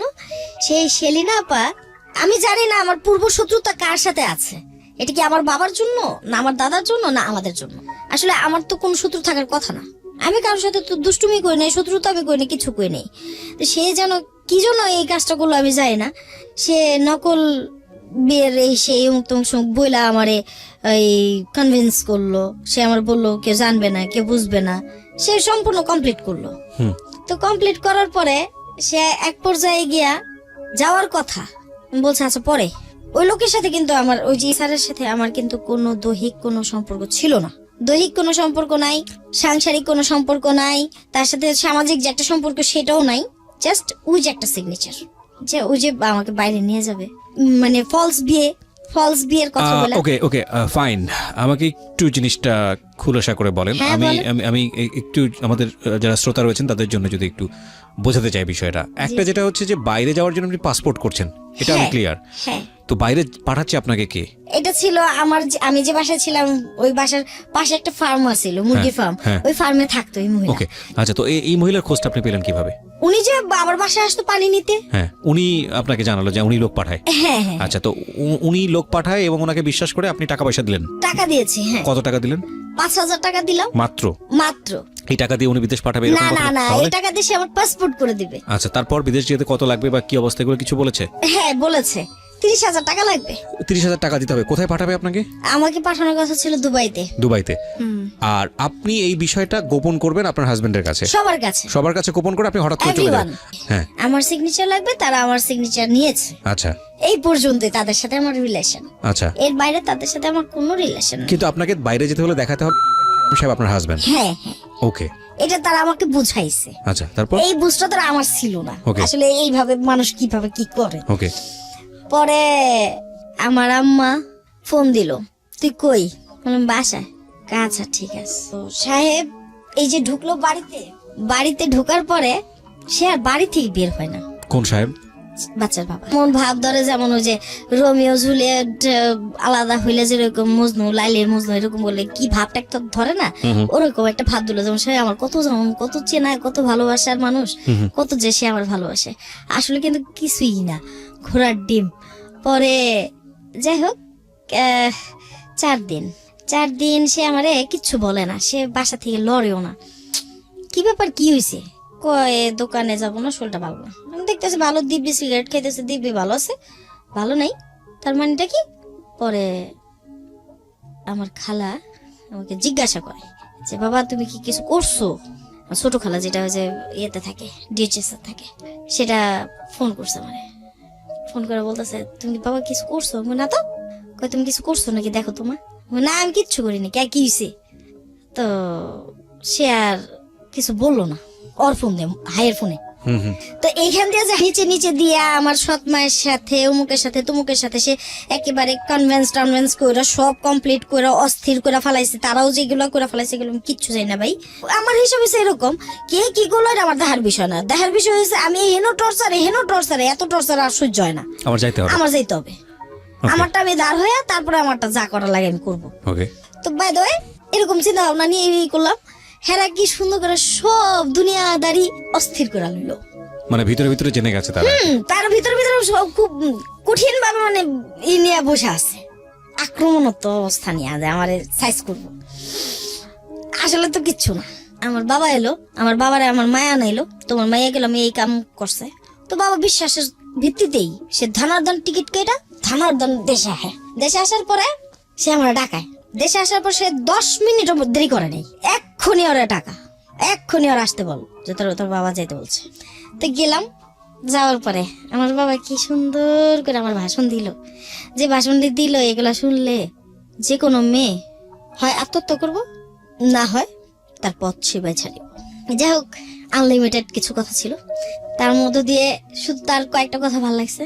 বাবা, যদি তারপরেও এই কথাগুলো শোনার পরেও তোমার যদি যাইতে ইচ্ছা করে তুমি এই ছেলের সাথে চলে যাবা, এই এলাকায় আর কখনো আসবা না, তোমার চেহারা যেন না দেখা যায়। তো আমি বললাম যে সবই ঠিক আছে, আমার কি একবার তোমরা কেউ বিশ্বাস করবে না? আমি কোরআনটা ছুঁয়ে বললাম আমি আসলে এইসব ব্যাপারে কিছু জানতাম না, আমি কাউরে বিয়েও করিনি, কারোর শাদী করিনি, কিচ্ছু করিনি, আমি এটা বুঝিই নাই যে আমার ব্ল্যাকমেল করা হয়েছে। পরে ওই ছেলে নাকি আয়সা বলতেছে যে ও যদি আমার কাছে আয়সা পড়ে ওরা আয়সা পড়তে বলেন, আমি ওরা নিমু। বাবা এটা ইনকোয়ারির জন্য যাওয়ার পরে ওই যে কাজী যাকে বলে আর কি, ও হারামি যা পারছে তাই বলছে, যা যেভাবে যা করার দরকার, হয়তো কিছু টাকা পয়সা পাইছে আমি জানি না। তো এরকম করেই তো বাবা আমার নিয়ে গেছে সাথে করে। হ্যাঁ তুই যাস না, এই নাই। আমি বলতেছি যে আমি এটা ব্যাপারটা বুঝতে পারিনি, না বুঝার কারণে এটা হয়ে গেছে, কারণ বিয়ে সাথে তো কখনো করিনি, বুঝবো কোথেকে। বাবা যেভাবে দিছে ওইভাবেই তো যেটা কইছে হেডি করছি। পরে দলেশ্বর যাওয়ার পরে যখন ওই লোকটা বলতেছে আমারে যে আপনি আমার সামনে সাইন করেন নাই, আমি হ্যাঁ আমি আপনার সামনে সাইন করছি, কিন্তু আমি তো আর জানি না এটা বিয়া নাকি, আপনি আমার বলছিলেন যে এটা বিয়া। ঠিক এই মুহূর্তে বাবা আর মা বসা রয়েছে ওইখানে, বাবাই কইতেছে চাওয়া রয়েছে যে মাফ করে দে, বুঝা নেই পোলাপন মানুষ। তো এই কথাটা করার পরে মা কইতেছে যা জামাইতে মাপ চা, আমার মা বলতেছে আর কি, মানে ছোট মাই, যে জামাইতে মাপ চা। তো গেলাম মতো পরে আমি কি বলবো, আমার হয়তো সমগ্র বাংলাদেশ শুনবে, আমি জানি না যে এত বছর সংসার করার পরে এই লোকগুলা এত হারামি, এত পশুত্ব, তাদের ভেতরটা কেমন করে হয়। আমার বুকটার মধ্যে এমন একটা লাথি মারলো, আমি এইখান থেকে প্রায় 1 গজের মতো দূরে ছুড়ে গেলাম। আপনার বাবা মায়ের সামনে? বাবা মায়ের সামনে স্টিল। এই নিয়ে অনেক ধ্যান দরবার হয়েছে, ধ্যান দরবারে হয়তো বা কিছু চাওয়া পাওয়া ছিল, সেটা আমার বাবা পূরণ করে নাই। ঠিক 3 মাসের মাথায় তারপরও আমি আবার চেষ্টা করতে করতে ভাই আমি খুবই ক্লান্ত। 2টা বাচ্চা নিয়ে কোলে নিয়ে কাটার মধ্যে গিয়ে পেঁচায় পড়া যায়, তারপরও গিয়ে স্বামী সংসার করতে চাইছি, রাত্র 12টা 1টা পর্যন্ত গিয়ে সামনে বসে রইছি, তারপর স্বামী সংসার করতে চাইছি, কিন্তু এই লোকের মন গলে নাই। পরক্ষণে গিয়া আপনার ব্যাংক লোনের দিকে যখন বাসাটা নেয়, ওইখানে অনেকেই অনেক ধরনের কথাবার্তা বলতো। তো কথাবার্তা শুনতে শুনতে এক পর্যায়ে গিয়ে একজনের কথাটা আমার খুব মাথায় লাগলো, ধুইকা মরার চাইতে কিছু পায়া না তো কিছু হারায় মরা অনেক ভালো। লাস্ট ফিনিশিং আমার মাথায় চলে আসলো। আমার বোন যায় বাচ্চাটাকে দেখতে, আমার বোনের বাচ্চাটা দেখতে দেয় না, অসভ্য আচরণ করে, ওটারও কিন্তু 2-3টা বিয়ে হয়েছে। পরে যাই হোক আল্লাহ করছে, আমি খুব খুশি হয়েছি। পরক্ষণে ওই আমার বোনটা দেখতে দিল না, তাই আমার বোন আবার খুব কান্নাকাটি করলো, যে বোন আমার বাচ্চা দুটাকে আজও পর্যন্ত মায়ের স্নেহ দেয়, ওই বোনটা আমার বাচ্চাটা দেখতে দেয় না। পরে আমি বললাম তুই বাসায় যা, আমি ধৈর্যের বাঁধ ভাঙতেছি, আর হবে না, যা হয় এসপার একবার হবে, যা বাসায় যা, তুই কান্দিস না। ছোট বোনের কান্নাটা দেখে না আমার মাথায় খুব আঘাত লাগার পরে ও হারামি পরের দিন আমার মা এসে কি ব্যাপার, নাতিগো দেখতে দেয় না, কি ব্যাপার, কি হয়েছে, কি আসে বিষয়। পরে আমার কয় শোন, তুই যদি তোর বোনের কথা শুনোস তাহলে তুই সংসার করতে পারবি না, আর যদি সংসার না করতে চাস 2 বাচ্চা লই যাইস, তোর কিন্তু আর বাচ্চা কাচ্চা হইব না। চিন্তা করছেন কতটুকুন সে অমানবিক কথাবার্তা বলে? সে কিন্তু আবার এই ধরনের থ্রেট সেই মুহূর্তে দিচ্ছে। বাচ্চা কাচ্চা হবে না মানে? সে যে আবার কি করছে আমি তার জানি না। অবশ্য একবার করাইছিল, তো যাই হোক এইভাবে করতে গিয়ে হঠাৎ করে তখন এটা বাড়িতেও আসার পরে খুব একটা শান্তি আর আমি পাই না। জি। হঠাৎ করে তারপর ডিভোর্সের সিদ্ধান্তে আমি চলে যাই। আপনি ডিভোর্সের সিদ্ধান্ত নেন? হ্যাঁ, আমি ডিভোর্সের সিদ্ধান্তে চলে যাই। তো আমি ডিভোর্স করে দিই। ডিভোর্স করে দেওয়ার পরে বাচ্চাদেরকে রেখে আমি কাজের সন্ধানে নামি। তো কাজের সন্ধানে নামতে গিয়ে দেখা গেছে যে এইখানেও আমার অনেক ধরনের ঘটনা ঘটে গেছে। ফাইন, আমার কোশ্চেনটা হচ্ছে সিক্রেটটা কোথায়? আপনি যে কারণে আজকে এখানে এসেছেন সেটার একটা বিশাল ব্যাকগ্রাউন্ড আমরা দেখলাম। এই যে দিয়ে যাচ্ছি আমি এই মুহূর্তে। এই প্যাসেজটাতে আমরা ঢুকবো, তার আগে আমরা প্রিয় শ্রোতা একটা ছোট্ট বিরতি নেব। আজকে নাথিং টু সে, মানে আমি স্পিচলেস হয়ে গিয়েছি যে একটা মানুষের জীবনে, আমি জীবনে বহুত জীবন গল্প শুনেছি এবং এমন কিছু কিছু গল্প শুনেছি সেগুলো অনের আনতে পারিনি। সেগুলো নিয়ে হয়তো ভবিষ্যতে একটা কাজ করব, একটা বই আকারে আপনাদের জন্য আমার একটা প্ল্যান আছে যে অপ্রকাশিত 10টি গল্প নিয়ে, 10টি হতে পারে, 12টি হতে পারে, 15টিও হতে পারে, এবং সেটা যে আরো কত ভয়াবহ, কত দুর্ধর্ষ হতে পারে সেরকম একটা বই হয়তো বা আপনাদের হাতে তুলে দেব। জীবনে একটা ইচ্ছা আছে এবং সেটা নিজে হাতের লেখার ইচ্ছা আছে। এই বইগুলো সাধারণত ফরমাইশি থাকে, কেউ একজন লিখেন, আমি নিজে পড়ে একটু হলেও দেখি যে কি আছে ভিতরে, ঠিক আছে কিনা, কিন্তু এই বইটা আমি নিজে হাতে লিখতে চাই। যাই হোক, সেটা অন্য এক গল্প। আমরা ছোট্ট একটা বিরতি নেব, মাত্র কয়েক মিনিটের। এই ফাঁকে প্রিয় শ্রোতা আপনাদের সবাইকে জানিয়ে রাখছি, ইতিমধ্যেই শুরু হয়েছে রেডিও আম্বার 102.4 FM আমার একটি নতুন শো, যে অনুষ্ঠানটির কথা হয়তো বা অনেকেই জানেন, মাইক্রোফোন টেস্টিং 1024, যেখানে বাংলাদেশের ছড়িয়ে ছিটিয়ে থাকা অসম্ভব প্রতিভাবান শিল্পী যারা আছেন, যারা কোথাও কোনো ফ্লোর পান না কিন্তু খুব ভালো গান, তাদের সুযোগ ঘটছে একটা অনুষ্ঠানে, একটা এপিসোডে নিজেকে প্রকাশ করবার। আপনি যদি খুব ভালো গান করেন এবং আপনি যদি মনে করেন এই অনুষ্ঠানটিতে আপনি অংশগ্রহণ করবেন, তাহলে এই নাম্বারটিতে ফোন দিতে হবে এবং নাম্বারটিতে ফোন দিয়ে ফোন থেকে আপনি যে নির্দেশনা পাবেন সেই অনুসারে আপনি কাজটি করবেন। ফোন নাম্বারটি হচ্ছে 09611001024। আমি বাংলায় বলছি এবং ধীরে ধীরে বলছি, 0961001024। এই নাম্বারটিতে ফোন দিয়ে আপনি নির্দেশনা অনুসারে আপনি কাজটি করবেন। আর এমনও হতে পারে এই অনুষ্ঠানের মধ্য দিয়ে সারা বাংলাদেশ আপনাকে অন্যভাবে চিনবে। সো অপেক্ষা করছি আপনার কলের। বিরতির পর আবারও ফিরে আসছি, মাত্র 2 মিনিটের বিরতি। ছড়িয়ে ছিটিয়ে থাকা অসম্ভব প্রতিভাবান শিল্পী যারা আছেন, যারা কোথাও কোনো ফ্লোর পান না কিন্তু খুব ভালো গান, তাদের সুযোগ ঘটছে একটা অনুষ্ঠানে, একটা এপিসোডে নিজেকে প্রকাশ করবার। আপনি যদি খুব ভালো গান করেন এবং আপনি যদি মনে করেন এই অনুষ্ঠানটিতে আপনি অংশগ্রহণ করবেন, তাহলে এই নাম্বারটিতে ফোন দিতে হবে এবং নাম্বারটিতে ফোন দিয়ে ফোন থেকে আপনি যে নির্দেশনা পাবেন সেই অনুসারে আপনি কাজটি করবেন। ফোন নাম্বারটি হচ্ছে 09611001024। আমি বাংলায় বলছি এবং ধীরে ধীরে বলছি, 09611001024। এই নাম্বারটিতে ফোন দিয়ে আপনি নির্দেশনা অনুসারে আপনি কাজটি করবেন। আর এমনও হতে পারে এই অনুষ্ঠানের মধ্য দিয়ে সারা বাংলাদেশ আপনাকে অন্যভাবে চিনবে। সো অপেক্ষা করছি আপনার কলের। এবং আজকে যে জীবন গল্প, যার জীবন গল্প আপনি শুনছেন, তিনি হচ্ছেন সোনিয়া। আমরা কথা না বাড়িয়ে সোনিয়ার কাছে আবারও ফিরছি। হ্যাঁ, তো ডিভোর্স আপনি দিলেন, এর পরের জীবনটাতে আমরা ঢুকতে চাই এবং একই সাথে আপনার সিক্রেটটা আসলে কোথায়? ডিভোর্সটা কাঙ্ক্ষিত অনাকাঙ্ক্ষিত সবকিছু মিলাই হয়ে গেছে, আমি নিজেই করে দিয়েছি। তারপর ওখান থেকে 3 মাস আমার জীবনযাত্রা খুবই কষ্টের, খুবই কি বলে, আমার মনে হয় না কোনো নারী এতটা কষ্ট করতে পারছে কিনা আমি জানি না। আমি অনেক সময় না খাওয়াও রাত্রে দেখা গেছে যে প্রাইভেট কারেও আমি ঘুমাইছি, দেখা গেছে বাড়ির ভিতরে ঢুকতে পারি নাই, বাড়ির বাইরে ঘুমাইছি, আম গাছের নিচে ঘুমাইছি। মানুষের যে কিছু কিছু মানুষ আছে যারা আজও আমার খুব ভালোবাসে, তাদের বাসায় মাটির মেঝেতে শুয়ে আমি ঘুমাইছি ছালার উপরে। তো এরকম ভাবে আমার 3 মাস কেটে গেল। আমি আপনাকে একটা খুব ডেয়ারিং কোশ্চেন করতে চাই, ইফ ইউ ওয়ান্না ফেস, এই 3 মাসে আপনি অর্থ রোজগার করেছেন কিভাবে? হ্যাঁ, আমি সেটাই বলতেছি। তো দেখা গেছে যে আমার কাছে কিছু ব্যালেন্স ছিল, সেই সাপেক্ষে দেখা গেছে মামার বাড়িতে গেছিলাম। বড় মামার কাছে আসলে মুখ খুলে বলতে পারিনি, কিন্তু তার কাছ থেকে হাত পেতে কিছু টাকা নিয়েছিলাম। হ্যাঁ, তো ওইটা দিয়ে আর কি আমার আস্তে আস্তে রানিং হলো। বাড়িতে জায়গা পাননি থাকার? না, তারপরে আস্তে আস্তে আপনার এই বেসিক যাওয়া শুরু করলাম। বেসিক যাইতে যাইতে গিয়ে দেখা গেছে হঠাৎ করে একটা কিছু ওই যে আপনার স্টক লট বলে যেটাকে, স্টক লট নিয়ে কাজ করা শুরু করলাম একটু একটু করে। তখন দেখা গেছে যে কিছু বিক্রি করতে পারলে 200-500 টাকা পাই, 1000 টাকা পাই। কখনো দেখা গেছে ছেলে যে- দুটো কি আপনার সঙ্গে ছিল? না না না না না, ওরা রেখে বাচ্চাদের- দিয়েছে? বাচ্চাদেরকে রেখে গেছি আমি। আচ্ছা, তো বাচ্চাদেরকে রেখে না গেলে আমি খাবো কই, তাদেরকে রাখবো কই? তারা তো একভাবে থাকতে পারবে, এই জীবন জীবিকা সময়টাতে করতে আপনি পারবে। আপনার বাবার বাড়িতেও জায়গা পাননি বা আপনি না। যাননি, না, আপনার ডিভোর্স হয়ে গেছে এবং আপনার এলাকার লোকজন সবাই মোটামুটি বিষয়টা জানতো। এই সময়টাতে মানুষ সুযোগ নেওয়ার জন্য ওত পেতে থাকে এবং আপনি নিজের জীবনে সেটা অনেক বিশ্রীকর অবস্থা ছিল, বিশ্রীকর অবস্থা ছিল, যা বলার মতো না। কিন্তু আমি তারপরেও ঘাত প্রতিঘাতের পরেও আমি আমাকে কখনোই মচকাইনি। এই আস্তে আস্তে ওইখান থেকে ওইখান থেকে আজকের এই আমি। আপনার অপরাধটা কোথায় তাহলে, ভুলটা কোথায়, আমার সিক্রেটসটা ভুলটা কোথায়? ছিল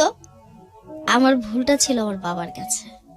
বাবা, আমি বলবো তুমি আমাকে বোঝো নাই, আমিও তোমাকে বোঝাইতে পারি নাই। এখানে ছিল আমাদের মিসআন্ডারস্ট্যান্ডিং। বাট আমার কথা হচ্ছে যে আমার মতো করে বা তোমার মতো করে কোনো বাবা যেন তার সন্তানের সাথে মিসআন্ডারস্ট্যান্ডিং না রাখে, এবং এটার একটা রেজাল্টও দুষ্ট দাঁড়িয়েছে। লোকের খপ্পরে যেন না পড়ে। রাইট, এটার একটা রেজাল্টও দাঁড়িয়েছে। আমরা যদিও ওই জায়গাটায় বারবার আসতে যাচ্ছি ঘুরিয়ে পেঁচিয়ে অনেক লম্বা সময় নিয়ে, সেই জায়গাটায় আমরা ঢুকতে চাই। তো আমি একটু সাম আপ করতে চাইবো, কারণ যেহেতু শেষের দিকে চলে এসেছি।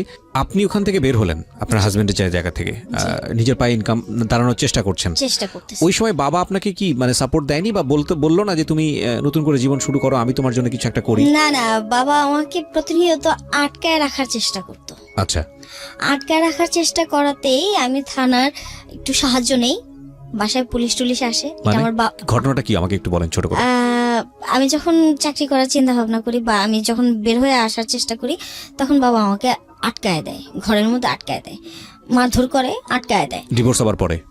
না না না, এটা কি ফার্স্ট হাজবেন্ড থাকা অবস্থাতে? আমার থার্ড হাজবেন্ডের সাথে থাকে। Third husband? Third. Second husband কি হলো তাহলে?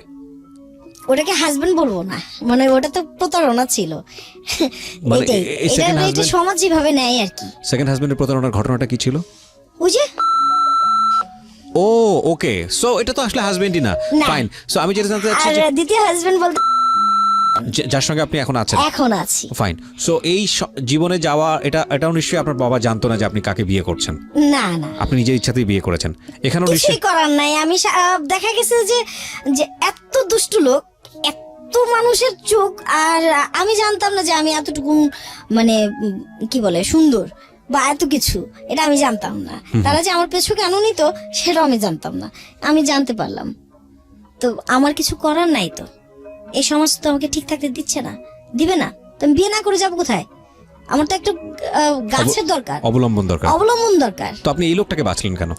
ওকে আমার ভালো লাগছে, হ্যাঁ ওকে আমার ভালো লাগছে। ওর প্রতি আমি আসলে কৃতজ্ঞ যে সে আমার কি বলে কোনো পরিচয় জানে না, সে আমার কিছুই জানতো না। আমার বাবার বাড়ি কই, আমি কই, আমি কিভাবে কি, সে জানতো না। এর জন্য তার কাছে আমি কৃতজ্ঞ। কত বছরের সংসার আপনাদের? আমাদের বর্তমানে চলতেছে রানিং 13 বছর পার হয়ে 14 বছর পা দিচ্ছে। আপনাদের এই সংসার জীবনে কোনো বাচ্চা কাচ্চা আছে? না না না, আমাদের কোনো বাচ্চা কাচ্চা নেই। সো এখানেও তো আপনি একা। একা, এই একা একা একা একা থাকতে থাকতে দেখা গেছে যে ওর সাথে আমার আসলে ফিজিক্যালি বলেন আর যাই কিছু বলেন সবকিছু মিলায় দেখা গেছে তার সাথে আমি মাস 3 সংসার মানে একসাথে করছেন? থাকি কিনা সন্দেহ। বাকি সময়টা একাই। ও কোথায় থাকতো? বড় ওয়াইফের এখানে, ওকে এখানে বাচ্চা কাচ্চা আছে, তাদেরকে সময় দিতে হয়, ওকে। তাদেরকে সময় দিতে হয়, তাদেরকে দেখাশোনা আছে, ব্যবসা বাণিজ্য সো আছে। নামমাত্র একটা সাইনবোর্ড যেটাকে বলে। না, আমি তাকে সাইনবোর্ড যদি বলি তাকে ছোট করা হবে। ফাইন, আপনার জায়গা থেকে রেসপেক্টটা থাকুক, বাট আমার জায়গা থেকে আমি হয়তো এইভাবে বলাটাও উচিত হলো না, যেহেতু আপনি স্টিল যে রিলেশনশিপে আছেন। বাট তারপর ওই যেটা বলছিলেন যে একটা অবলম্বন দরকার, ওকে। তারপর আসলে ভালোবাসা যে জিনিসটা আপনি আমাকে আমি আপনাকে বলতে চাচ্ছিলাম যে ভালোবাসাটা কিন্তু আমি ওর কাছ থেকে শিখছি আর ওর কাছেই পাইছি। Okay fine. হ্যাঁ, যখন ও আমার এইভাবে অ্যাভয়েড করা শুরু করলো, কিছুদিন থাকে কিছুদিন থাকে না, তারপরে ওরে আমি কিছুদিন পাই কিছুদিন পাই না।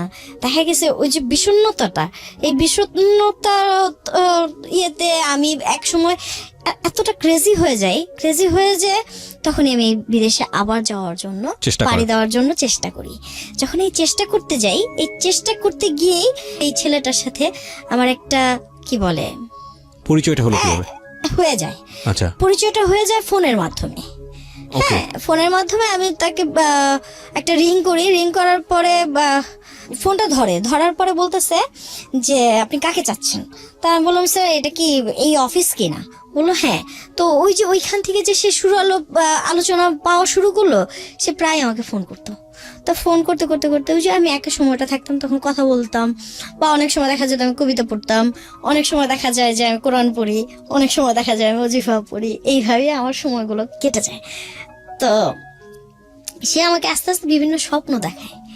তো বিভিন্ন স্বপ্নের মধ্যে আমি আবার খুব একটা বিশ্বাস করি না।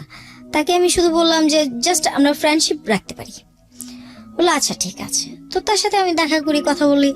তো এর মধ্যে সে কিন্তু বলেনি একবারও তার ওয়াইফ আছে।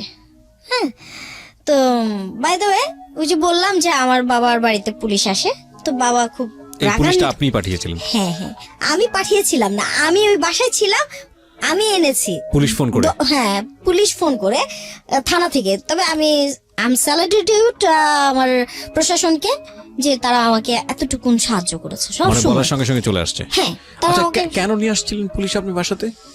আমাকে লক করে রাখা হতো। আমি তো এমনিই লক, তারপরে আবার লক করার কি হলো? যাতে আপনি বাড়ি থেকে বেরোতে না পারেন। এটা কোনো কথা হলো? এরকমই কথা। একটা জিনিস খেয়াল রাখবেন, যেই শাসনটা আপনি করছেন যে শিশুদের ওপরে, প্রথম পর্যায়ে কিছু বলবে না। দেখুন ওকে যেভাবে বিয়েটা দেওয়া হয়েছে, আসছে ঘুম থেকে উঠে সাইন করে দিয়েছে বাবার কথায়, কিন্তু এই মেয়েটাই পরবর্তীতে কতটা ফেরোসাস হয়ে গেছে যে সে ফোন করে বাসায় পুলিশ নিয়ে এসছে। এই পরিস্থিতি কিন্তু এই মেয়েটার হয়নি, এই পরিস্থিতি আপনি তাকে বানিয়েছেন।